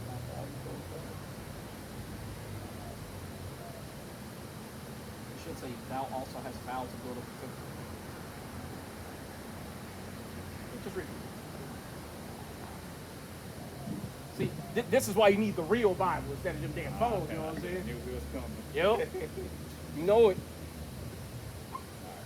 Second Ezra chapter 4, verse 45. Bring it up. Thou also hast vowed to build up the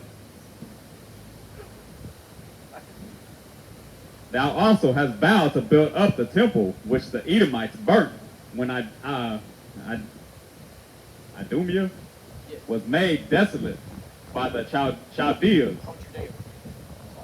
Yeah, just Okay, start Judah. from Thou also hast vowed to build up the temple which the Edomites burnt when Judea was made desolate by the Chaldees. And now, O Lord the King, this is that which I require and which I desire of thee, and this is the princely liberality proceeding from thyself. I desire therefore that thou make good the vow, the performance whereof with thine own mouth thou hast vowed to the King of heaven. Then Darius the king stood up and kissed him, and wrote letters for him unto all the treasurers, and lieutenants, and captains, and governors, that they should safely convoy on their way both him and all those that go up with him to build Jerusalem. Let's talk about Zerubbabel, right? So you see that the Edomites were the ones who burned the temple, but the Persians were the ones to basically write laws and legislation for us to rebuild it. Now it says Darius, who's the father of Cyrus. Just because something is commissioned doesn't mean it basically happens right then. And then you see why Zerubbabel was sad in the king's court, and when he voiced his concern about rebuilding Jerusalem, he was sanctioned to do so immediately. Because the legislation for them to rebuild Jerusalem had already been put through by his father. But his son is the one who made good on it. See, and this is why we try to say the Bible is the history book of the Israelites. If you don't understand that this book belongs to you Israelites, then when you hear it, you say you don't believe a word of it. Meanwhile, you walking with a daughter of the slave master, you're talking about you don't believe in the Bible. Not understanding that's the exact reason why we have, basically scriptures in Nehemiah and what's that other one? Nehemiah and what's it called? It's the two contemporary Bibles with Nehemiah and let's get it. And Ezra, yeah, first Ezra. Well, the real first Ezra, as a matter of fact. As a matter of fact, we're gonna grab it real quick. All right, do a little refresher. Because see, a lot of our people, man, they don't understand. That's one of the reasons why we have fallen off so bad. Our people don't realize, man, you siring children with all these strange nations. Man, it's real difficult for us to get back on our square when we're being pulled in two different directions.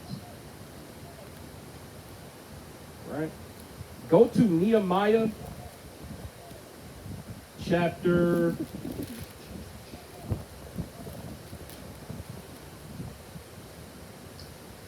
Yeah, go to Nehemiah chapter 9 and start at 1 and verse 2.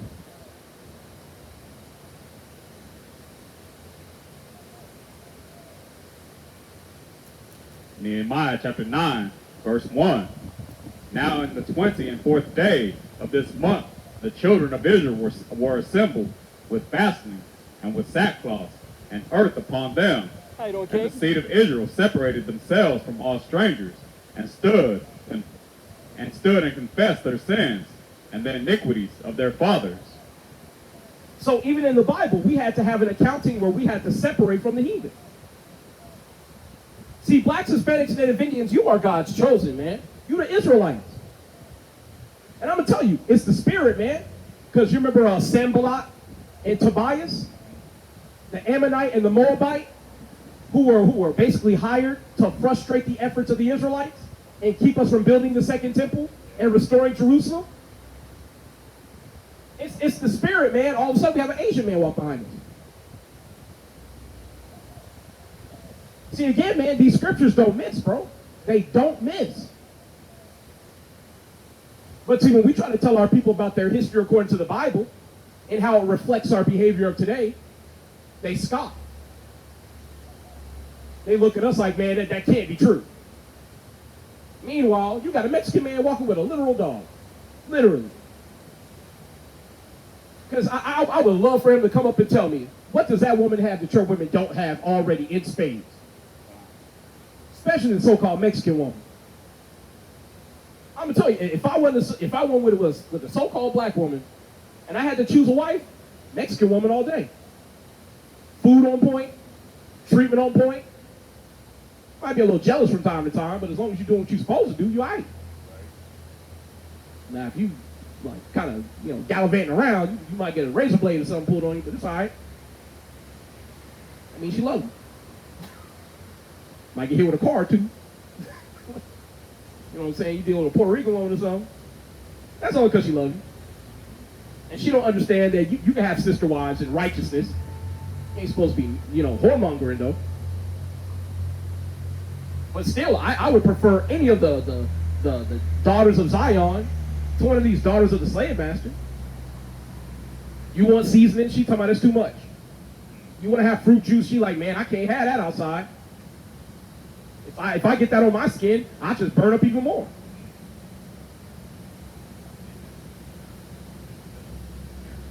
See, that's why we have to tell our brothers, man, you got to separate yourself from your enemies and take heed to your friends. Get that for me.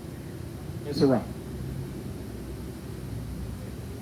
See, and this is, people think it's all about hate and personal feelings. No, man, this is about self-preservation. If you were a deer during hunting season, who should you stay away from? Hunters. If you were a lion on an African safari, who should you stay away from? No, I'm not talking to you, brother. I was just talking. Yeah. If you're Native Hispanic, you a king, though. Keep God's laws. See, people, they so anxious to tell us that, hey, I ain't interested, even when we're not talking to them. They're like, hey, I'm not interested. So that tells me you're ready to turn away the shoulder from the Most High without any provocation. And don't worry about it. You're going to pay for it. The times that are coming on the earth, you're going to pay for it. If you calling on Jesus Christos, you're going to pay for it. Because that is not his name. And you're going to call on him when you need him most. And the real Yahweh Shai HaMashiach going to say, depart from me, ye worker of iniquity.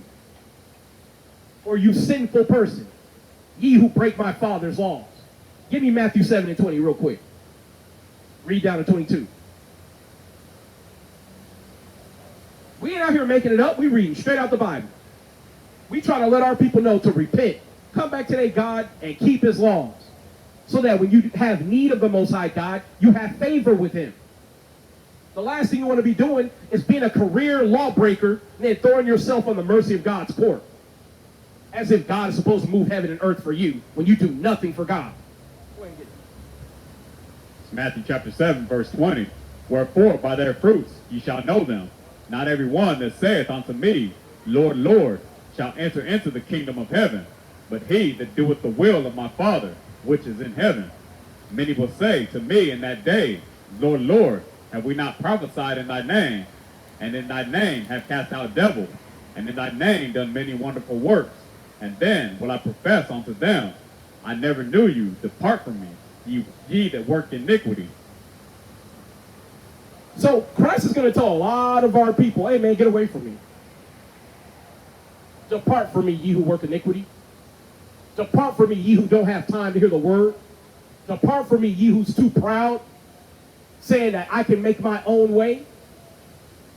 I said it before, I'll say it again. Y'all niggas so tough, y'all run away from everything, man. And the Most High God gonna tell you when you need him most. Keep running. You got it. You done built up endurance running your whole life. You keep going. You don't need me.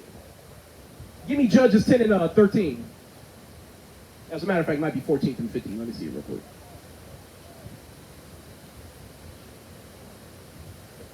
Yeah, and 13. Yeah, go ahead and get that. 13 through 14. Judges chapter 10, verse 13. Yet ye have forsaken me, and served of the gods. Wherefore I will deliver you Wherefore I will deliver you no more. Go and cry unto the gods which ye have chosen. Let them deliver you in the time of your tribulation. So there's going to come a time where you blacks, Hispanics, and Native Indians, you're going to need God. You're going to need the God of the Bible. He's going to tell you, hey, man, go to white Jesus. Maybe he'll save you. The same way he saved you out of slavery when the white man was beating your back in. See, most of y'all don't understand, man. Most of America's enemies, they finally bold enough to say, you know what? If America keep crossing these red lines, we're going to send some missiles over there. You got North Korea already saying, hey, not only do we have missiles capable of hitting y'all, we can't wait to shoot them.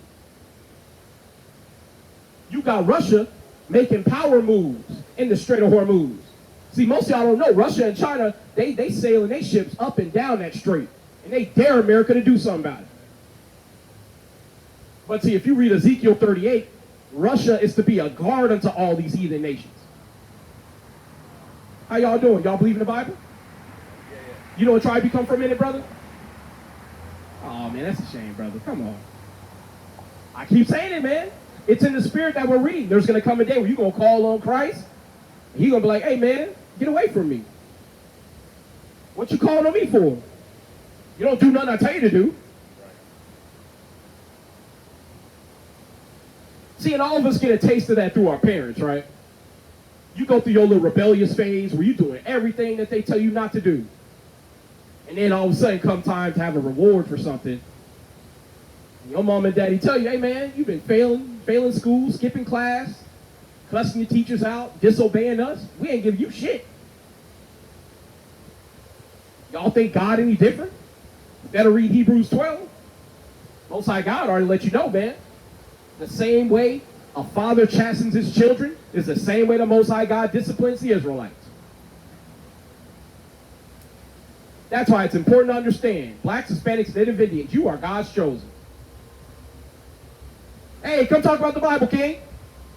I know you believe in it. Yeah, don't let them stop you from hearing this Bible. You believe in the Bible, King?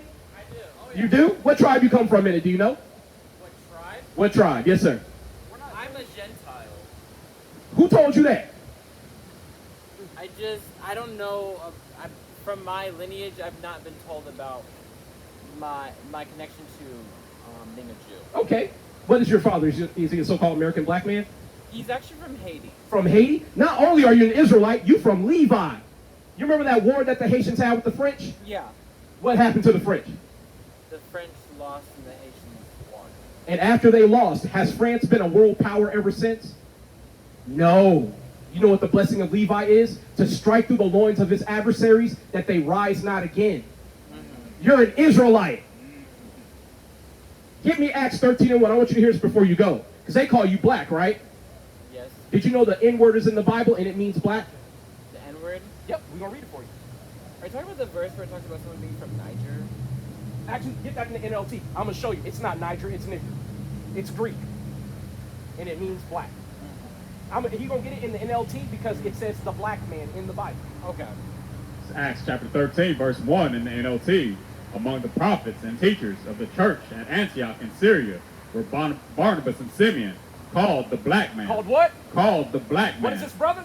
Called the black man. You're an Israelite, King. Why do you think the people in Haiti keep going through hell? Because they've been pretty much financially destitute because of the debt that France placed on them after the war. Did you know that that's in line with the curses in Deuteronomy 28? Really? For breaking God's laws? Yeah, get that. Yeah, I believe, let's go to it real quick. I'm going to show you this. Is this your first time hearing this? Yes and no. Okay. Are you talking about Hebrew Israelites? Is that what you're talking about? Well, I'm talking about the Bible. I'm not even talking about the Israelites. Okay. Because you're obviously one. Brother, the Haitian man is among the most talented people on the planet. More coffee and sugar cane come out of Haiti than anywhere per land, region than on the earth. How are y'all broke? And y'all are giving money to people who haven't even colonized y'all. They're in France. Think about it. You missed the look on your friend's faces when he said that y'all are the most talented people. He looked at him, they kind of had a smirk on their face. Right? Talented in what? Specifically. They don't. No, actually, I'm going to ask you a question in reverse. What are they not more talented in? Name something. Aren't they all just human beings like the rest of us? No. Let's have a stand in the sun contest. Exactly. We're not just all human beings. Stop that. That puts the burden of proof on me. Well, I asked you a question. so no, and guess what? My question answers yours. Because if you can't name anything that you're better or equal at, then we're not the same. That's because I would be generalizing. Okay, so let's make it specific. How about running? Exactly, we're better. How about let's say strength? How about immunology, immune systems? We're better. Okay. Hey, how about innovation? How are they better at innovation? Who made the car? Henry Ford didn't make it. The Patterson Car Company, 2 black men. Mass production was George Washington Carver. You know the black guy in the peanut?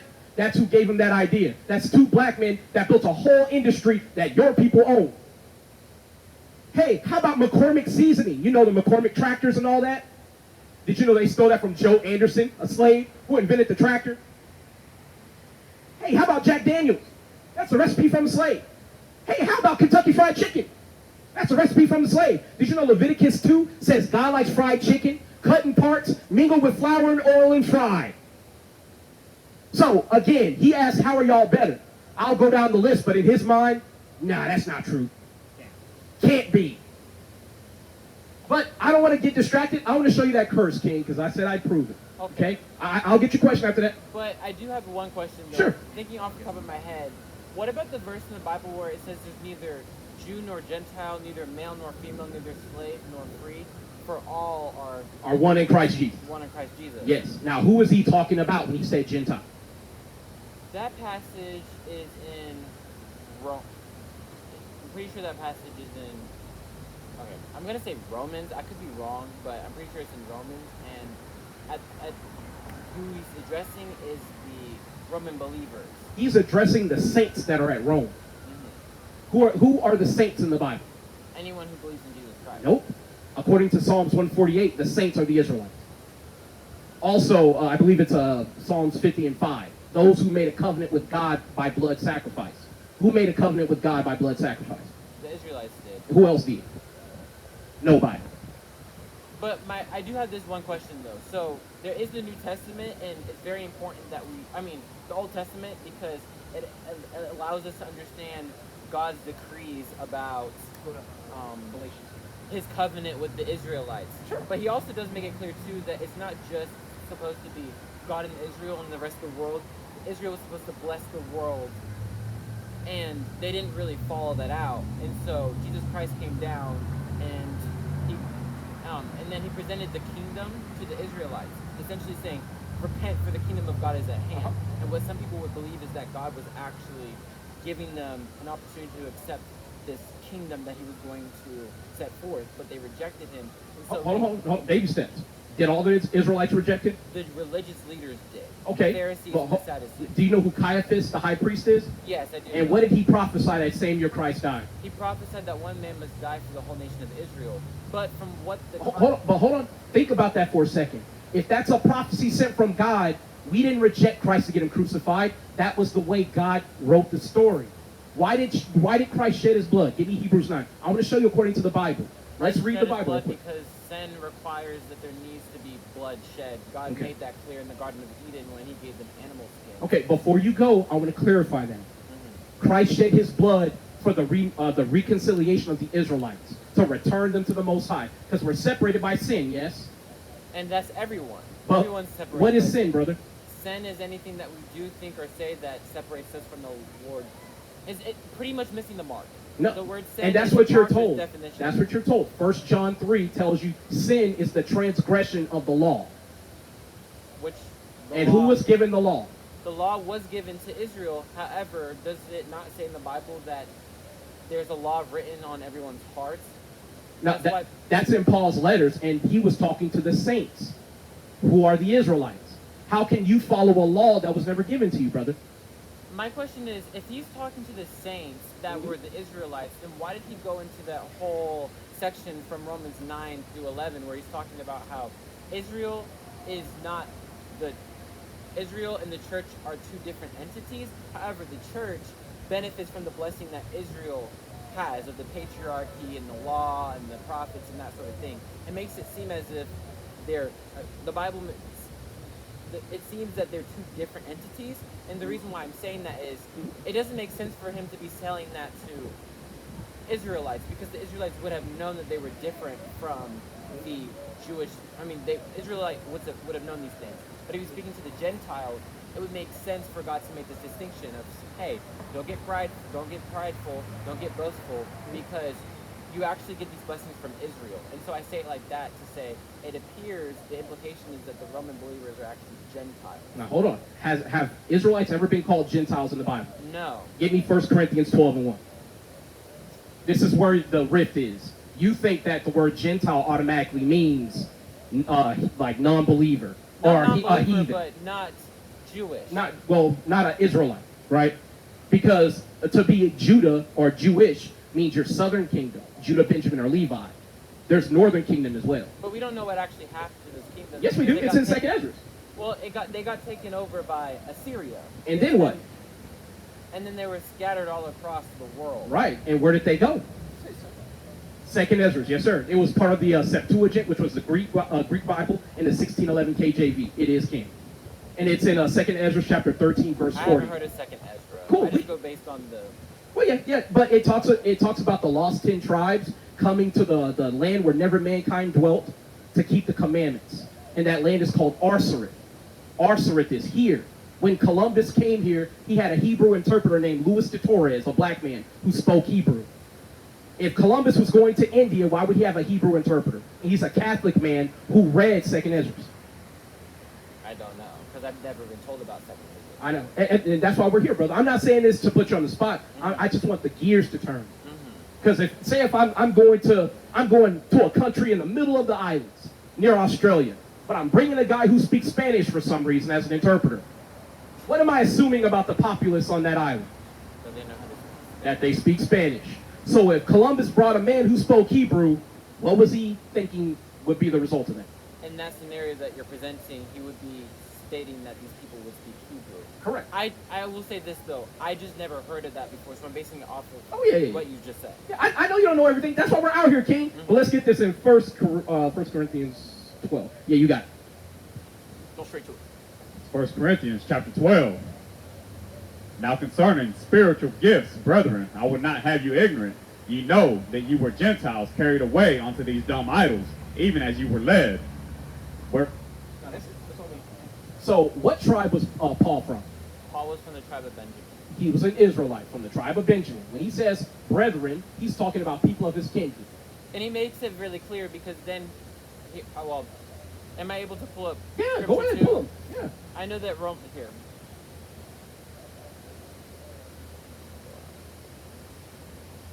And this is to my camera. If you got scriptures to pull them, man. Romans 9 says, I am speaking the truth in Christ. This is the ESV version. I am speaking the truth in Christ. I'm not lying. My conscience bears me witness in the Holy Spirit that I have great sorrow and unceasing anguish in my heart. For I could wish that I myself were accursed and cut off from Christ for the sake of my brothers, my kinsmen according to the flesh. They are Israelites, and to them belong the adoption, the glory, the covenants, the giving of the law, the worship, and the promises. To them belong the patriarchs, and from the race according to the flesh is the Christ, who is God over all, blessed forever. Amen. Why would Paul include this in his letter if he was already talking to Jewish brothers? They would have known all this, would they not have? Well, not necessarily, because we just read that some of us were conjoined unto idols. Now, that word for Gentile in some cases is, or when you see Greek or Grecian, it's a word for a Helleniste. Are you familiar with the Hellenistic movement? I can't think of the definition, but I have learned about that. Does that have to do with Greek culture or Rome culture? Greco-Roman culture, but mainly Greek. Okay. Right? Give me a second. Get that. Read that. Hellenistic Jews were Greek-speaking, culturally assimilated Jews living in the Mediterranean diaspora, primarily Alexandria and Antioch during the Second Temple period, 300 BC to 100 CE.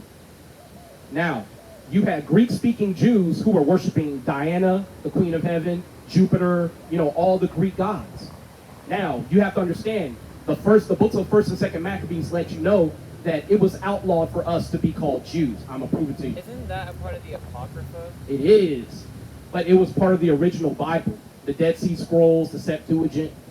It was taken out during the Protestant Reformation under Martin Luther, somebody who's not even an Israelite.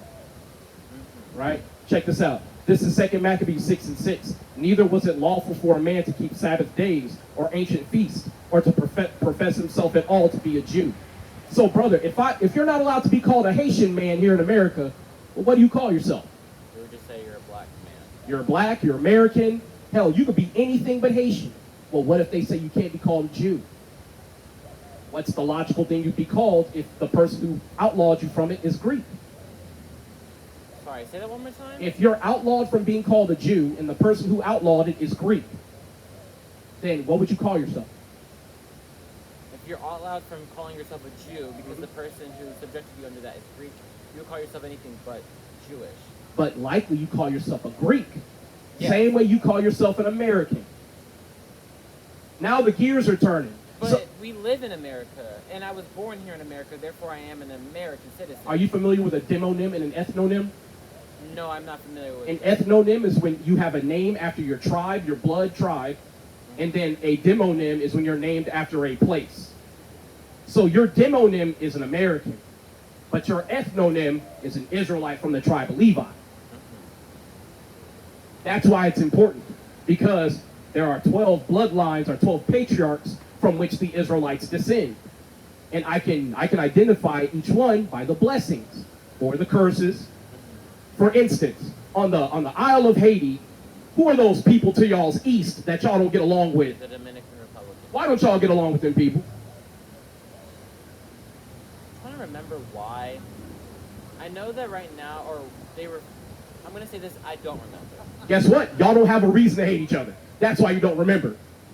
Did you know they're from the tribe of Simeon? No. And what was the curse that was put upon Levi and Simeon after they killed all them people who defiled their sister Dinah? I don't remember. Okay, they had a curse. Their anger was cursed. So now instead of it pointing outward, they would hate each other. You would have enmity between one another. So y'all occupy the same landmass. You're oppressed by the same people, but yet you're focused on each other. Well, weren't they oppressed by different people? Because I know that the Dominicans were Spanish-speaking, meaning that Spaniards were the ones that occupied their part of the That's right. island. And then the French, obviously, with the Haitians, why they speak French and that sort of thing. So they technically have, You guys well, are they may right, be though. the same, from the same, I don't know how that all happened, but let's say they were imported from the same country in Africa, I don't know. But if they were, I don't know, colonized by different people, they would have differences, correct, in how they would speak, how they would relate to each other. So that could bring up differences among them, where if you ask the Dominican, they won't consider themselves black. Guess what? I agree with you. But guess what? They were colonized. So are those differences real? Based Or off are they taught? Hold on. Are they real or are they taught? if I'm following this assumption well, then you could say that they were taught? They were taught. The same way blacks, Hispanics, and Native Indians, we view each other as enemies. Why is that? I don't know. We shouldn't. Did you know the Mexican man opened his borders to us when we were fleeing slavery here in Texas, the last state to abolish slavery? So instead of running to Canada or the northern states, you just had to run to Mexico. Wait, let me ask you this then. Sure. If black people, Native American people, or other people, I'm guessing that are colored, correct? Well, it's not just colored, because it's who your father is. Yeah, because I was going to say, Right. what does that mean about white people? So give me Coburg heraldry again. So I want to show you something. It's not by your color, right? And I want to read something to you, right? Because we don't just come out here saying random stuff. Which, I guess, before we get on this, I know the most important thing is, as a Christian, the Bible makes it clear that in Romans, hold on. There's a verse in Romans, I can't remember the exact verse. I think Romans 10:9 that says, if you confess with your mouth that Jesus Christ is Lord, and believe in your heart that God raised him from the dead, then you'll be saved. It makes it clear that we're sinners, and apart from God, we can do no good. You know, and so we have to believe upon the work that Jesus Christ did. So is that something that you two have done? Believed on the work of Jesus Sure. Christ? But here's the thing. What does it mean to be saved? To be saved means that you accept the free gift of grace that God gave us, because we cannot. Show them that as well. That's Coburg. That's Germany. You can look up the Medici crest or the Pucci crest for Italy. Pucci shows black people. You can look up the coat of arms for Corsica, Malta, all those different areas. Black people. Look up Scovia Loca. Black people. Pappenheim. Black people. Ethiopia's got an older Bible than most Western nations. So the thing is, the secret that we ruled in Europe is known to everybody but you and me, because they don't teach us that here. Did you see Vladimir Putin show the black icons from Russia? No. You should look that up. Look up Vladimir Putin, black icons when you get home. He showed a black Christ, a black Virgin Mary, black apostles, black everything. Would Jesus have been black if he was in the Middle Eastern area? The Bible, for example, doesn't even touch upon what he looks like. Yes, it does. Revelation 1:14. He has Is it hair the one like where it wool. talks about... What is it? Hair like wool. And skin like what? And ivory. Or Burn brass. Oh, Yeah, burn brass. burn brass. Burn brass. You close enough, close enough. But I'm isn't from that Bethlehem. apocryphal? Wait, There's hold on. no such thing as a Apoc- Christian Scientist. Isn't there apocalyptic? Isn't that an apocalyptic book? Meaning that in Revelation, when it's describing these things, it could be describing certain caricatures of how Jesus would appear. But for example, I've heard that you could say that Jesus was bronze. Okay. That's what You, it says. you know it says it in Daniel Is that- 9 as well, right? That he appears what? Yeah. When he appeared in the vision to Daniel, he had arms like brass or bronze. But is he talking about skin color? Yes, because if I look at your arm, brother, and I describe it as the likeness of brass, I'm not saying, man, he's so swole, he looks like brass. But it also says in that same passage that he has a sword coming out of his mouth. That's a metaphor, King. The same way the metaphor is to describe his likeness So and how his do we color. not know that there's a metaphor in describing how he... I mean, for example, God wasn't a human being before he came down on earth. So regardless, he wasn't a race, he was God the Son. And then he came down in flesh, and he went to the Jewish people. And from my understanding, historically speaking, if we're going into color, that region has more olive skin. Hold on. They're not white. From when? From when? From when? If you look at the people today, they look olive skin. But when did they get there? I'm not sure. 1948, the Balfour Declaration. They haven't even been there over 100 years. Highest skin cancer rates on Earth. Are you saying that's a different people? Yes, of course it is. They also have the largest Different skin bloodline? bank in Yes. the world. even though That's they don't Amalek. donate organs. No, here's the thing. Just because they're of Abraham doesn't mean that they're of the chosen seed. And that's also in Romans 9. Are we all not descended from Adam? Well, we are. But give me I know we're dropping a lot of precepts. Give me 2nd Ezra 6 and 54. I want to read this with you. You guys are legendary. I appreciate it, man. Have a good one. Be safe. Again, if you don't believe us, believe him. Yeah, read down. 2nd Ezra chapter 6, verse 54. And after these, Adam also, whom thou madest Lord of all thy creatures, of him come we all. So we all come from Adam. Keep going. And the people also, whom thou hast chosen. But there's a chosen lineage. Keep going. All this have I spoken before thee, O Lord, because thou madest the world for our sakes. As for the other people, which also come of Adam, thou hast said that they are nothing. They are what? They are nothing. We're all the same. They are nothing. Keep going. But be like unto spittle, Like spit. Keep going. and hast likened the abundance of them unto a drop that falleth from a vessel. You are God's chosen. Did you know in 2nd Ezra 5 it says God has a favorite bird, he has a favorite tree, he has a favorite animal, obviously the lamb, right? But it also says he has a favorite people. Why would God have a favorite people if he says he's impartial to people? In James, it talks about how you should not be impartial to rich people over the poor. That's talking about in terms of how you address people in general. But it doesn't seem to make sense to me why God, the creator of everybody, would attribute these are my favorite people and these aren't my favorite people, because at the end of the day, he created us. And the equalizer of a lot of us is death. No matter what happens to you, you will die, I'll die, they'll die. So it seems as if there's a lot of similarities. It's just, and for example, let's go like skin tone, right?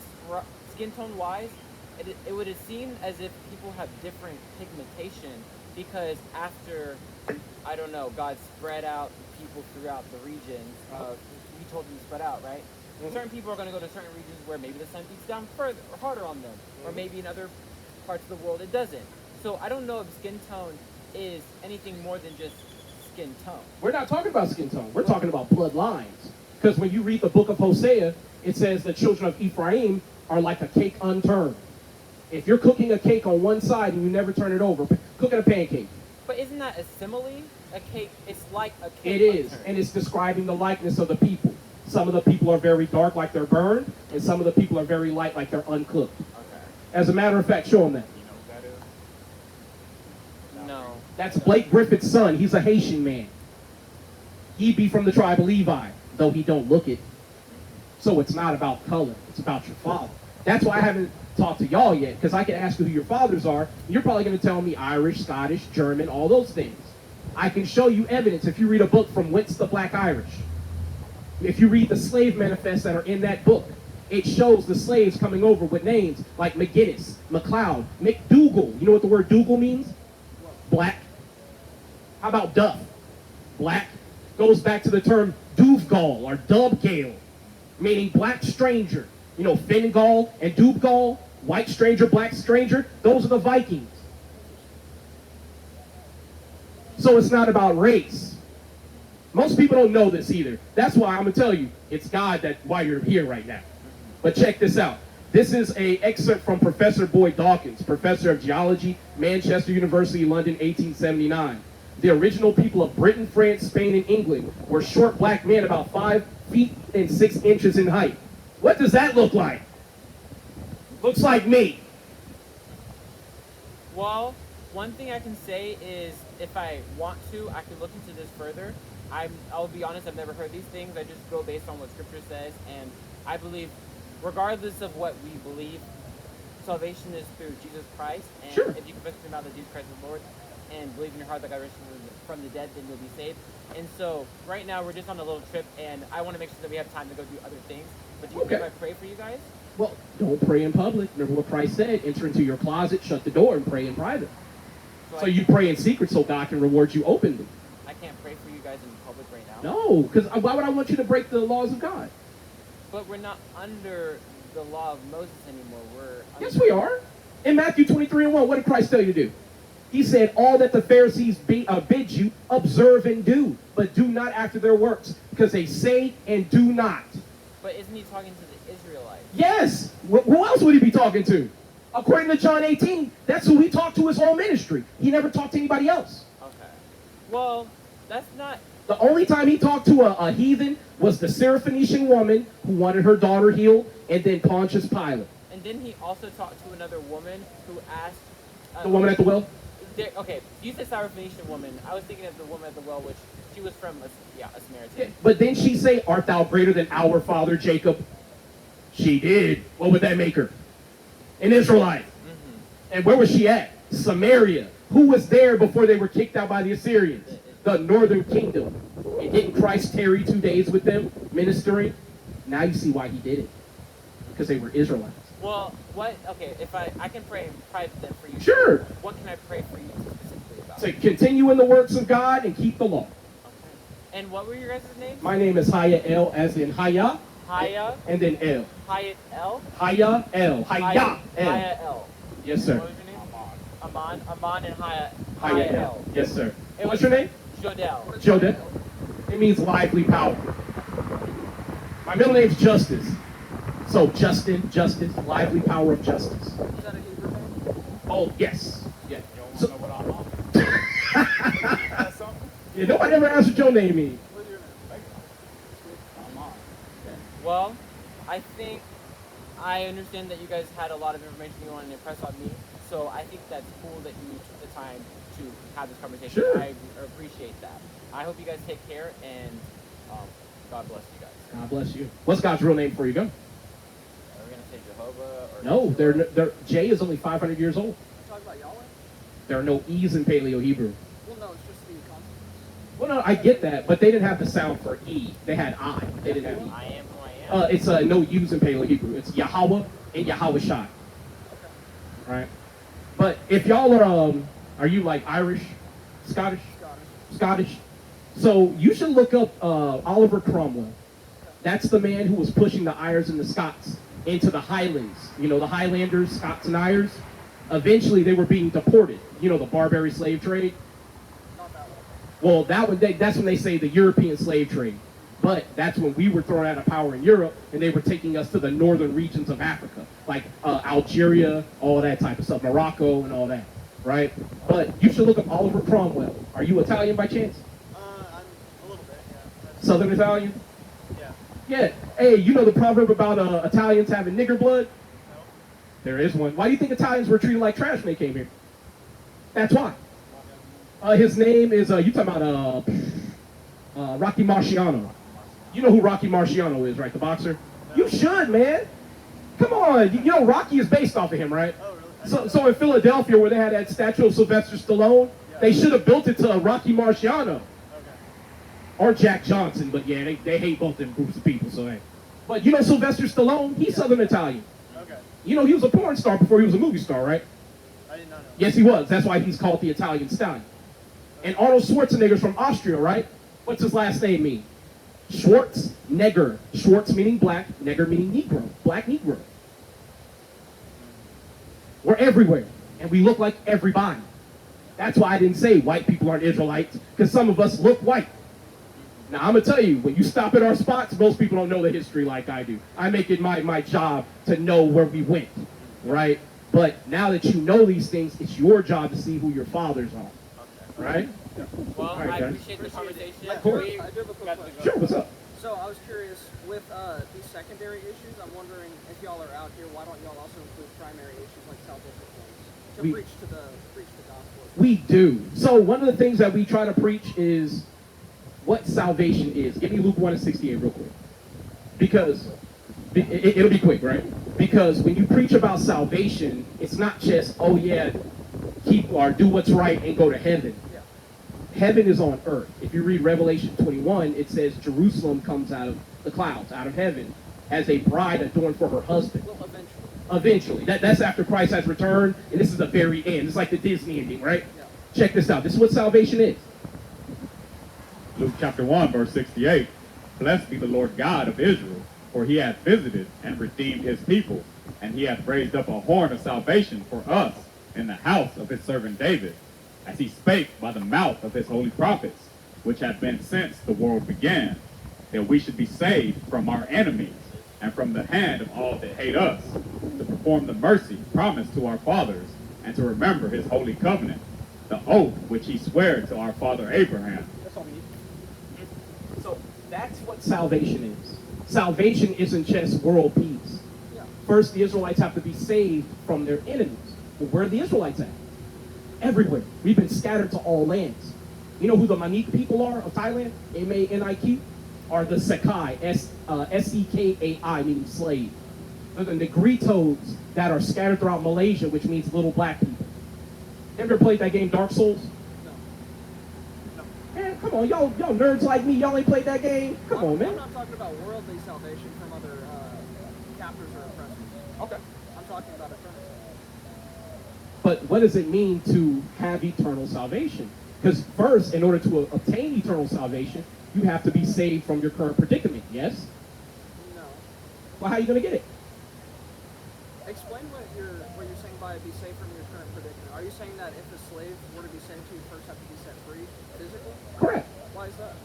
Because that's go to Isaiah 61. So when it talks about what the gospel is in the Old Testament, it's to set the captives at liberty, those who are bound, remember? Yeah. The people who are bound are the Israelites, because we are under the curses of Deuteronomy 28, Yeah. right? But Check. Christ's kingdom isn't of this world. It's beyond that. It's about our souls. Well, sort of, because your spirit is. What happens to your spirit when you die? Goes to heaven And then what? forever. Before we go there, give me 2 Ezra 14:34. I know y'all gotta go, but we're gonna I make it wanted quick. to ask, what Bible do you guys use? KJV 1611, but we use the ESV, we use the NLT.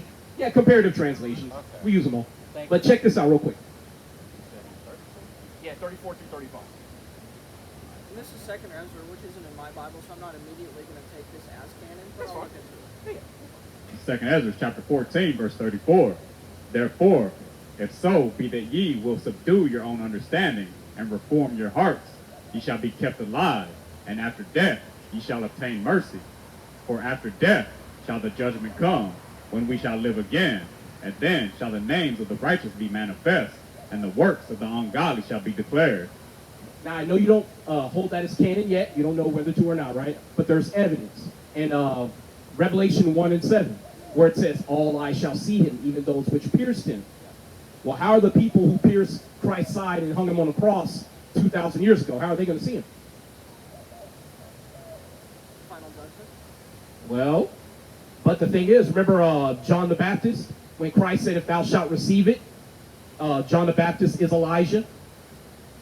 Because when Christ was, when he went up on the mount and he was transfigurated, right? What two prophets stood with Christ? Moses and Elijah, right? And it said that no greater prophet hath existed other than Elijah, right? But John the Baptist is held as parallel with Elijah. And Christ even told the Israelites that John is Elijah. But it's because, and what is it?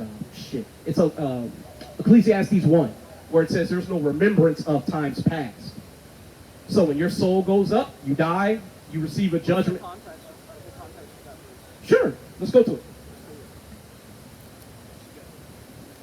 Yeah, 2 minutes. You do 2 more minutes? Oh, yeah, shit, we out here all day, man. Yeah, but just 2. Okay, that's cool. So there's no remembering of things past. Give me just look it up. There's no remembering of things past, because it's in Ecclesiastes. I think it might be 4. There's no insult people. I got it, man. Ecclesiastes 1 and 11. There is no remembrance of former things, neither shall there be any remembrance of the things that are to come with those that shall come after. So with those that shall come after, well, what do they have to remember if they're fresh on the planet? They have nothing to remember if it's their first time. You can't forget something you never experienced. And plus, isn't that a mercy if you have to come back through regeneration? What if you got burned alive in your past life? Are you talking about reincarnation? Regeneration, that's why I use that term, yes. They call it reincarnation. The difference is with regeneration, you stand in the same lot like Daniel was told in Daniel 12. You stand in your same lot at the end of days. Same gender, same tribe. You might look different, But it's a new life. but it's a new life. Reincarnation, you come back as a butterfly. So then what happens if you get saved in one life and then you live as an unbeliever? One way or another, you're going to wander to the path of righteousness. Because the Most High God, he already designated those who are to be saved from the beginning. That's in 2nd Ezra chapter 9. We're here every Saturday from, I want to say 3:30. We be late all the time, bro. So probably about 4 to 7. Well, we appreciate Of that. course. But yeah, of course. He got more questions. You want to stay? I know you do. Your spirit is your spirit. Yeah, your spirit, man. Yeah, it doesn't change. Y'all take care. But brother, you an Israelite from the tribe of Levi. Don't nobody tell you different.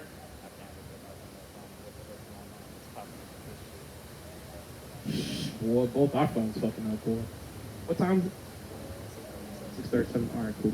We gonna probably hang up in probably about 10, 20 minutes. Just to my camera, right? When you preach the Bible, you cannot be ignorant of any matter, great and small. Most people who teach the Bible, they don't know the people around the earth. They don't know when you say, who are the Israelites over in Iran and Iraq and the lands of Persia? You're talking about the same people they call the Abid, the city people, the Dalit people, the untouchables, the Bantu descended peoples taken into the Indian Ocean slave trade. They actually came up here for content. They didn't know they were going to get edified. Oh yeah. See, again, more times than not, when they stop at these Hebrew Israelite camps, it's all about friction because of how they look. That's why I'm like, look, I'm going to just preach the Bible. See, me talking about the judgment of those who have spoiled the earth, if that offends you to the point where you want to run, it was never for you. Because last time I checked, an unbalanced weight is an abomination in the eyes of God. See, if you are somebody whose your ability to discern and judge is unbalanced, it is rooted in unfair principles, when we bring out the word of God, you're not going to like it. Because the Most High God is fair. And the Most High God don't change. As it says in the book of Malachi. Therefore, ye sons of Jacob are not consumed. How you doing, King? And our native Hispanic brothers are Israelites. That's right. If y'all are Mexican, y'all are from the tribe of Issachar. Issachar means he who was hired. The hardest working people on the planet. And there's a reason why the world wants to be like you. The world wants to follow you in all your ways. Because you're the chosen of God. There's a reason why you always got more in the tank, no matter how much the world beats you down. Because the Most High God is holding you up with his mighty hand. Saying, fear not, Jacob, I will help thee. Let's get that real quick in Isaiah 40. See, that turned into an edifying exchange. I know we didn't grab all the precepts, but they be turning on a dime. And I'm like, bro, can we get one before you ask another question? Oh my God, this nigga just fucking phone. But get me Isaiah. As a matter of fact, I'm gonna show y'all a little trick, right? To those of y'all who watch the video and are learning little tricks that you can use to teach, right?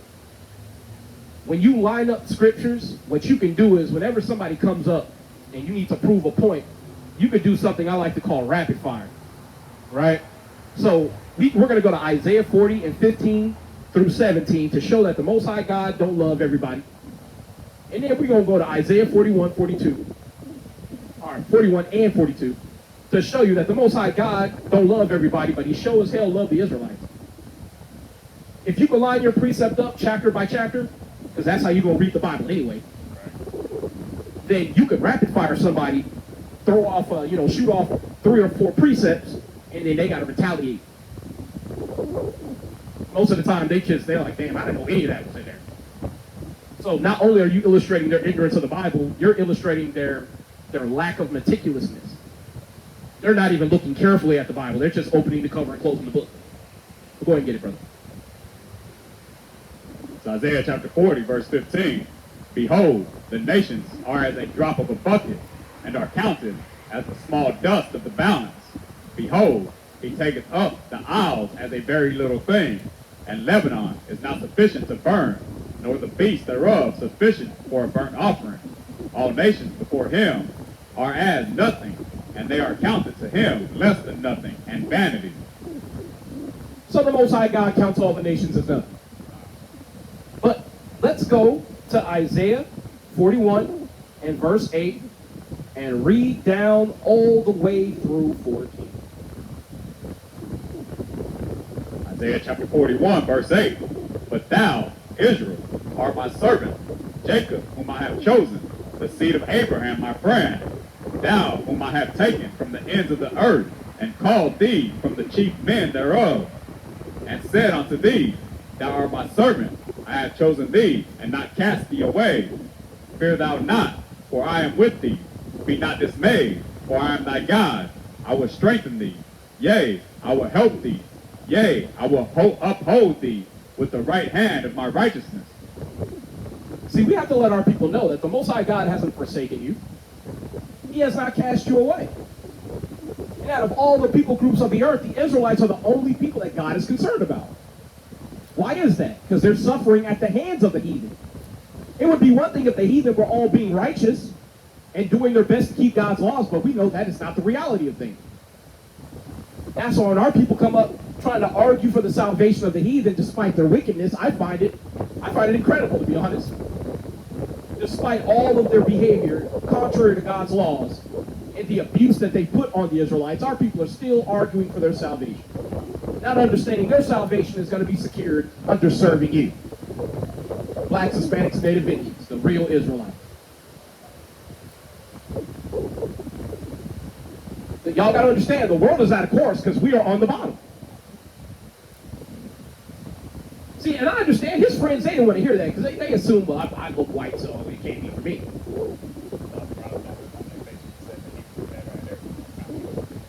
Well, see, and see, my whole deal is, that's why when you put them on the spot, when they give you that that's incredulous, I don't believe that. It's like, what do you mean? You can't believe that we're better while being better than you?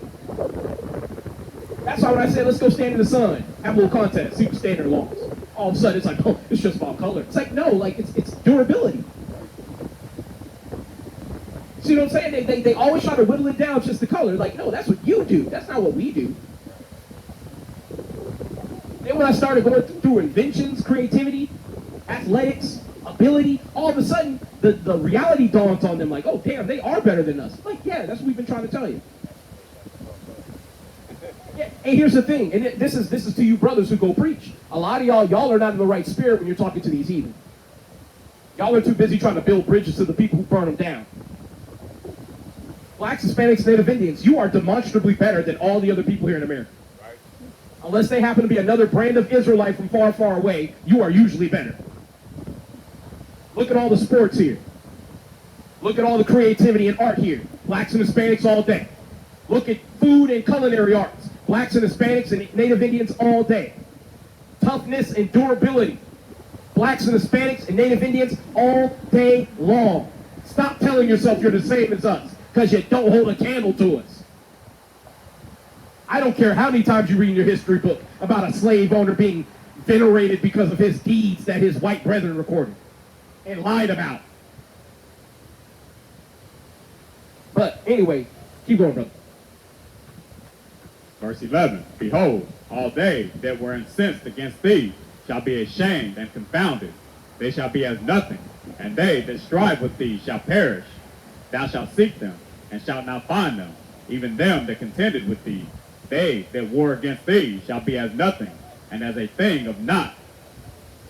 Now see, had they have stayed for that, that's part of Christ establishing his kingdom. Right. The Most High God raising up his people to the point where a gun doesn't affect you, bullets don't affect you. You laugh in the face of a tank and bombs. See, again, the world doesn't understand what's coming its way. But this is what the Most High God has promised to those who wait upon him, the Israelites. Verse 13, for I, the Lord thy God, will hold thy right hand, saying unto thee, fear not, I will help thee. Fear not, thou warm Jacob, and ye men of Israel. I will help thee, saith the Lord, and thy Redeemer, the Holy One of Israel. Now we could read the next version, or next verse, where it says he's going to make us a new threshing instrument having teeth with which to beat the nation small. But I don't think we would need to read that, because that would have made that brother short circuit. He got human teddy bear syndrome. I say it all the time. You niggas be trying to be at peace with everybody. You showed that Supreme Court justice earlier. Same shit, man. Clarence Thomas, coon extraordinaire. And see, and that's why we keep trying to tell our people, man, you got to realize who you are. Realize who you are and realize who your slave master is. He can't go outside without sunscreen. How could he ever be anything other than somebody who ain't shit? Please explain that to me. Hating on blacks and Hispanics every chance he get because he's jealous of their abilities. Straight up. Hell, look at bodybuilding. What do they have to do to get on that stage? Take melanotan too, or put bronzer on their skin to emulate being an Israelite. Who you fooling, Mr. White Man? Ain't fooling nobody. But let's roll over to Isaiah 42:1. Like I said, y'all, start learning precepts chapter by chapter. That way you can rapid fire these things out. See, a lot of times you shut people down the moment you actually demonstrate you have knowledge. See, again, the white man's always going to pretend like he's better than you and more knowledgeable than you. But when you start bringing out information, that's when he shuts his mouth and does what he always does. He runs away. He looks for a soft target. Who came up with that term? The white man did. He wants soft targets. Targets that can't mount any resistance. So how are you going to mount a resistance when it comes to the Bible? Well, you got to read it first. Go ahead and get it. Isaiah chapter 42, verse 1. Behold, my servant, whom I uphold, mine elect, in whom my soul delighteth. I have put my spirit upon him. He shall bring forth judgment to the Gentiles. Again, part of the whole elevation of the Israelites is to bring judgment upon these damn heathens. Not only for oppressing the Israelites and besmirching our God. Look up that word besmirch for me. They have made mockery of our God. Oh, it won't work? Okay, it's cool. To besmirch means to mock or deride. Right? And deride means to detract from or to render as nothing. Yeah, whistling at another man, that's as gay as he gets, man. Whistle at women, not dudes. And again, that's why we say the white man, the original faggot of the earth. Yeah, you hanging out the passenger side of your friend truck to whistle at another grown man. Sound like some gay shit to me?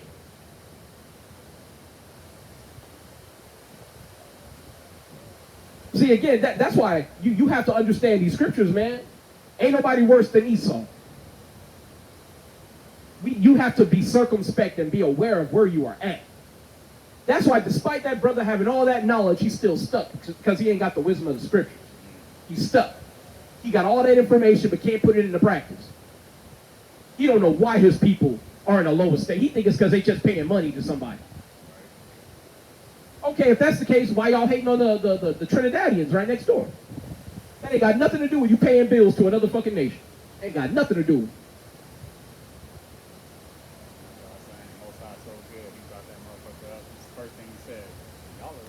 Yeah, man, the Most High God so cold with it, he had a Jewish man who ain't even a real Jew come up and go, y'all right on point. Keep doing what you're doing. Meanwhile, you got blacks, Hispanics, Native Indians look at us like we crazy. And all we doing is over here telling the truth. Telling them that they God's chosen. You the Israelites. Yeah, even the Jewish man is talking about how they can't survive in Israel. They're getting cancer. Even he acknowledged that they were not originally from that land. They were put there by the Balfour Declaration, written in 1921, exercised in 1948. Again, the Most High God, for those where the word is for them, the Most High God will move pieces that you would never assume to make sure you get it. See, and most of you blacks, Hispanics, and Native Indians don't understand. There's going to be a hefty price for you to pay for turning away the shoulder. Give me Jeremiah 44:4. You know I love that scripture. Most High God sent prophets. Our people won't listen, so the Most High God kicked their ass. Straight up. Go ahead and get it. Jeremiah chapter 44, verse 4. Howbeit I sent unto you all my servants, the prophets, rising early and sending them, saying, Oh, do not this abominable thing that I hate. But they hearken not, nor incline their ear to turn from their wickedness, to burn no incense unto other gods. Wherefore my fury and my anger was poured forth, and was kindled in the cities of Judah, and in the streets of Jerusalem, and they were wasted and desolate, as at this day. That's all we need. See, because our people refuse to turn back and keep God's commandments, the Most High God sent the heathen to put you in slavery. And in case y'all don't know, this ain't your first stint in the joint. Our people are habitual line steppers, repeat offenders, and as a result, the Most High God had to throw the book at your ass. Give me Ezekiel 7:23 real quick. Most High God had to send the worst of the heathen because you niggas won't listen. And despite the white man putting his foot on your neck, you still talking about ain't no God. Meanwhile, how did he take you into slavery? He can't even go outside without sunscreen. He the weakest man on the planet. And he took blacks, Hispanics, Native Indians into slavery all over the earth, all at the same time. How did he do it? Because the Most High God shut your strength up. Read Deuteronomy 32. Ezekiel chapter 7, verse 23. Make a chain, for the land is full of bloody crimes, and the city is full of violence. Wherefore I will bring the worst of the heathen, and they shall possess their houses. I will also make the pomp of the strong to cease, and their holy places shall be defiled. Destruction cometh, and they shall seek peace, and there shall be none.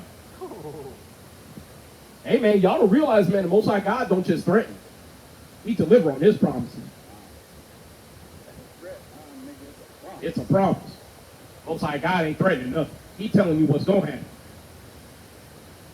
See, again, man, blacks, Hispanics, Native Indians, y'all should be allied together. In these times, we literally are one blood, one family. Instead, we looking at each other like, oh, man, you going to turn on me at any minute. Like, how am I going to turn on you worse than the white man already turned on you? I can't steal the land. He already stole it. I can't destroy your culture. He already destroyed it and stole it. And if you got any kids left, the white man aims to take them too. CPS, anybody?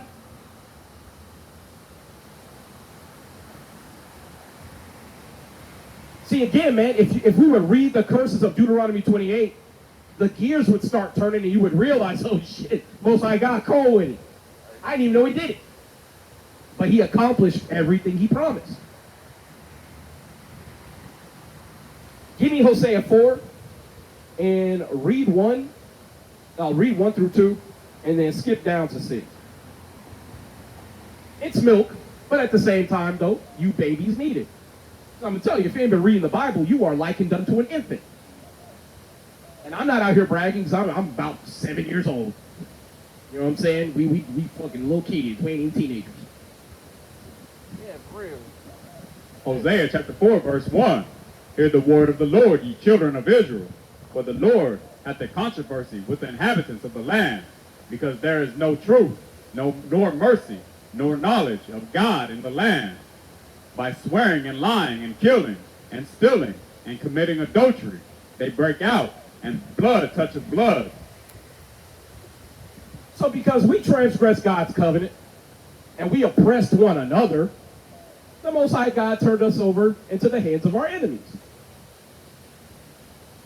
And not only did he turn us over into the hands of our enemies, he set us at variance with those of our own household. That's why we have all these broken families. It's a curse in the Bible. How you doing, sister? You believe in the Bible? You know what tribe you come from before you go? Are you black by chance? I have to ask. Did you know Christ come from the same tribe you come from? Tribe of Judah? All right, keep God's laws, y'all. As y'all heard, we're under curses. And I'm going to tell you, if you read Deuteronomy 28:54, that's what's happening with the black man and black woman right now. Our household is completely destroyed. A lot of times, man ain't even within earshot of his family. He's somewhere far, far away. Whether he in prison or he at some other undisclosed location. You don't know where that nigga at. Running the streets, doing everything he ain't supposed to do. But see, that's why we're here to tell you, keep God's laws and he'll turn those curses off of you. So you can have a family. You don't have to be living in the hood, hearing gunshots every night. You don't have to attend funerals for your family members who've been cut down by gang violence, drug violence. All of these things are symptoms of the curses that we're under. And we just read in Jeremiah 44, our people still turn away the shoulder. So guess what? Prepare to meet thy God.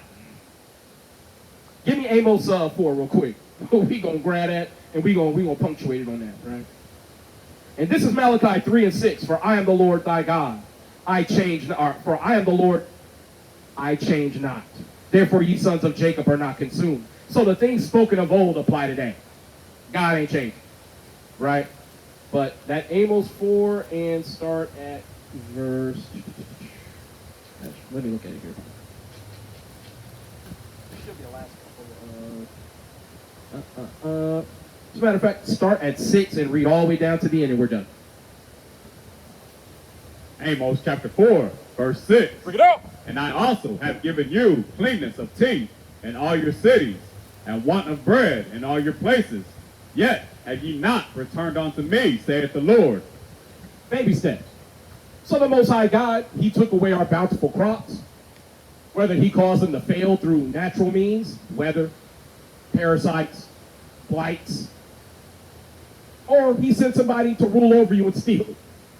Most High God gave you cleanness of teeth where you can't eat. You still ain't turned back to God and go, hey, God, what am I doing wrong so I can correct my behavior and you can take this oppression off of me. Keep going. And also I have withholden the rain from you, when there were yet 3 months to the harvest, and I caused it to rain upon one city, and caused it not to rain upon another city. One piece was rained upon, and the piece whereupon it rained not withered. So it don't rain enough here in so-called Texas so that you can see the subtropical plants that are supposed to be here. See, most of y'all don't even understand. Mexico is where you're getting majority of your fruits and vegetables from. How are they able to grow vanilla, passion fruit, papayas, mangoes, jackfruit? What is that stuff called? What is that stuff called? Cherry moya. Cherry moya is delicious, by the way. That's just like $12 a pound, right? They grow liches, rambutans. How you doing, sister? If you're Native Hispanic, you're a princess, all right? Keep God's laws. You're an Israelite. But the Most High God, he don't let it rain here that much. But yet, if you go directly to the east, you got Florida growing all types of tropical fruit. We occupy the same latitude and longitude, well, the same latitude, right? Up and down, right? Latitude. And it don't stop raining over there. I be looking at videos of people who have like balcony gardens and stuff. They be having whole rainforest in their backyard, bro. And I can't even keep a single damn tree alive here.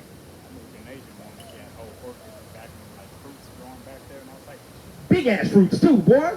I didn't even know mangoes got to the size of like 2 fists. But you try growing that shit here in Texas. No success. Because the Most High God is saying, hey, it ain't gonna work here. This is the curse that I have over here. They got madness over there in Florida. You got all them old Edomites and shit. Won't let a nigga have nothing. But see, despite the Most High God causing it to rain on one area and not on another, we still won't turn back. Keep going. Verse 8. So 2 or 3 cities wandered unto one city to drink water, but they were not satisfied. Yet have ye not returned unto me, saith the Lord. I have smitten you with blasting and mildew. When your gardens and your vineyards and your fig trees and your olive trees increased, the palm worm devoured them. Yet have ye not returned unto me, saith the Lord. I have sent among you the pestilence, and after the manner of Egypt. So not only just agricultural problems, the Most High God sent literal pestilences. How about herpes, chlamydia, gonorrhea, HIV? Hey, how about monkeypox for our homosexual kindred? See, homosexual, all that gay pride, they got real silent when they had to appear with all them damn scabs and shit on their face. Yeah, looking outright disgusting. But the Most High God said he would do that. And he did it. And guess what our people still didn't do? Turn back to God. Came back prouder, said, I got prepped this time. Yeah, man, have you seen all these reports if you go to the beach?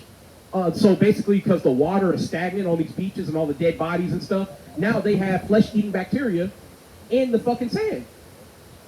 So you can't even go to the beach no more because God is like, yo, I'm shutting all this shit down. But guess what our people still won't do? Turn back to God. Still. Keep going. Hard-headed ass. Verse 10. I have sent among you the pestilence after the manner of Egypt. Your young men have I slain with the sword, and have taken away your horses, and I have made the stink of your camps to come up unto your nostrils. Yet have ye not returned unto me, saith the Lord. Most High God has sent the heathen to literally destroy and kill us. And kill us they do. Did you see that report of that Hispanic boy who was found hanging in front of a police precinct? So now the white man is getting so bold with his persecution of the Israelites, he will lynch you in front of a police department to drive home the point that the cops won't save you. Because the cops are the Klan. Yeah, that the cops are the ones who probably killed him. But see, the thing is, the one solution our people won't do is turn back to God. See, and most of y'all don't realize they find people hanging in America every day. They had a college student who was found hanging a couple years back in Austin. And notice they don't show you any pictures. They never give you a name. You know why? Because he's black, Hispanic, or Native Indian. He's being lynched by these damn race soldiers. I used to date this woman who was a forensic pathologist. And she said that at any given time, there are 3 active serial killers here in San Antonio alone. At any given time. She was doing autopsies on the bodies. To the point where she needed therapy weekly. And she was talking about sometimes the body would be in such a like decomposed state that like you can't identify them even with like identifying dental records.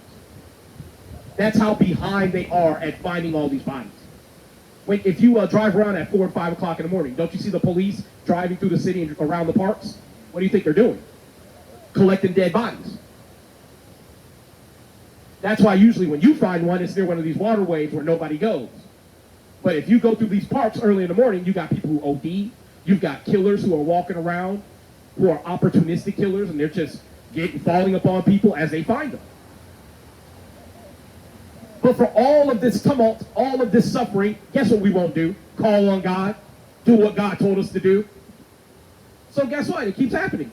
Keep going. Verse 11, I have overthrown some of you, as God overthrew Sodom and Gomorrah, and ye were as a firebrand plucked out of the burning. Yet have ye not returned unto me, saith the Lord.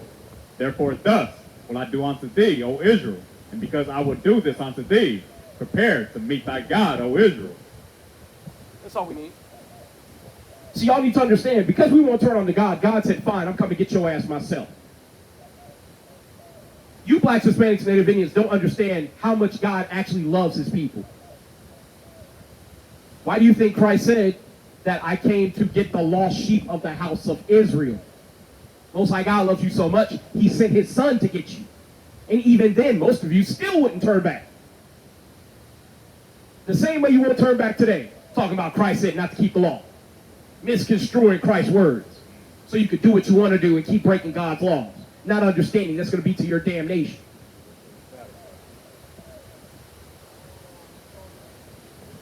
But again, the Most High God tells you here in Amos 4. He says, since you won't return unto me for all these things, prepare to meet thy God. I'm coming to get you. And y'all know the proverb here in Babylon, if the cops got to come get you, they bringing an ass whooping with them. What you think God going to do?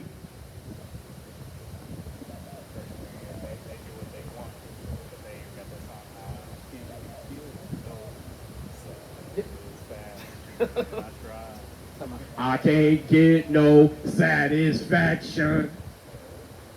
That's how our people are with this wickedness, man. And I'm going to tell you, it's because you're putting your earnings into a bag with holes. Give me Haggai chapter 1. Real quick. I know I said that was the last one, but damn it, y'all going to have to wait. Shit, y'all going to have to wait. You know what I'm saying? Y'all don't tell the white man to hurry up. Shit, you don't tell him, hey, I'm going home. I don't got time for this. You see it? Put it in the bag with holes. Take out one. There it is. Chapter verse 6. Haggai chapter 1, verse 6. Ye have sown much, and bring in little. Ye eat, but ye have not enough. Ye drink, but ye are not filled to drink. Ye clothe. Ye clothe you, but there is none warm. And he that earneth wages to put it in a bag with holes. I'm sorry? Acts 13:1. Yeah, we're called nigger, I know. The real Israelites are black. Elder, you should be teaching our people to keep God's laws.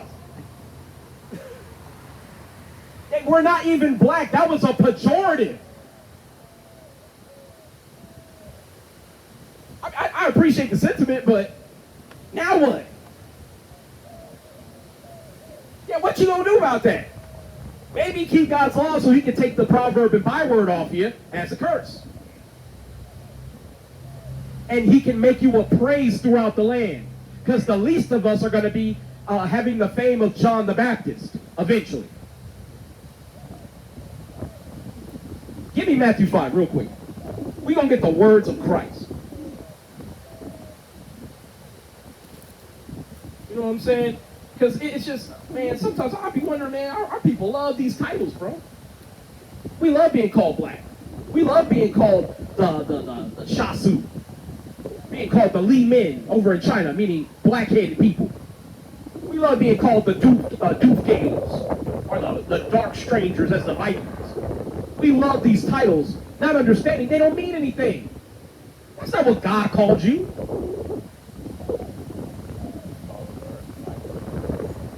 Man, start at 17, read through 19. Okay.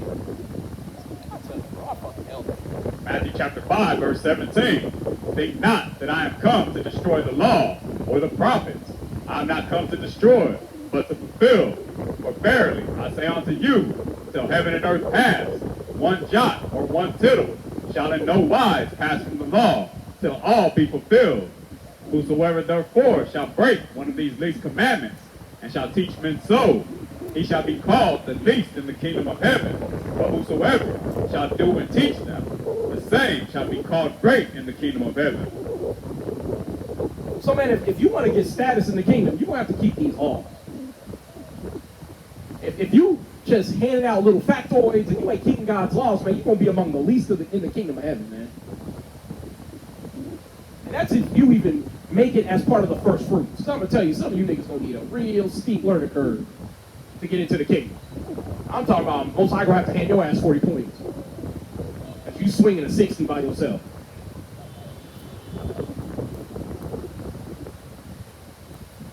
I want to go to Matthew 19 real quick.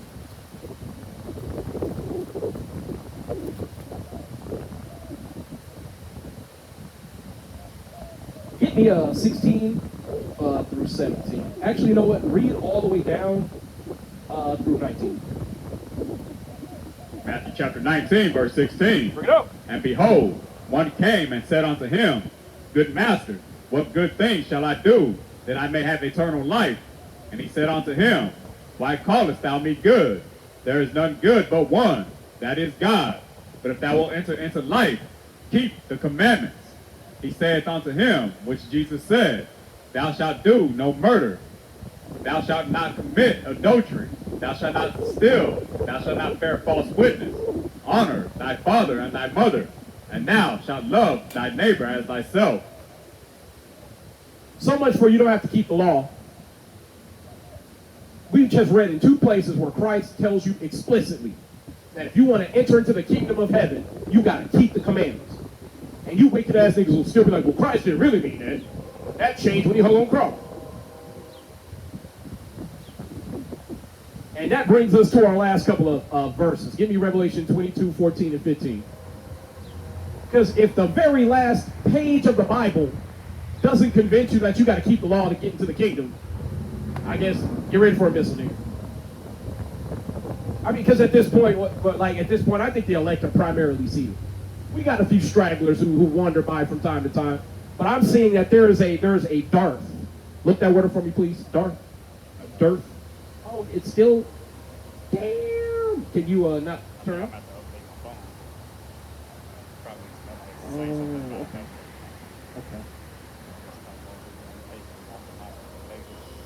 Can you go straight to your browser? No. Oh my God.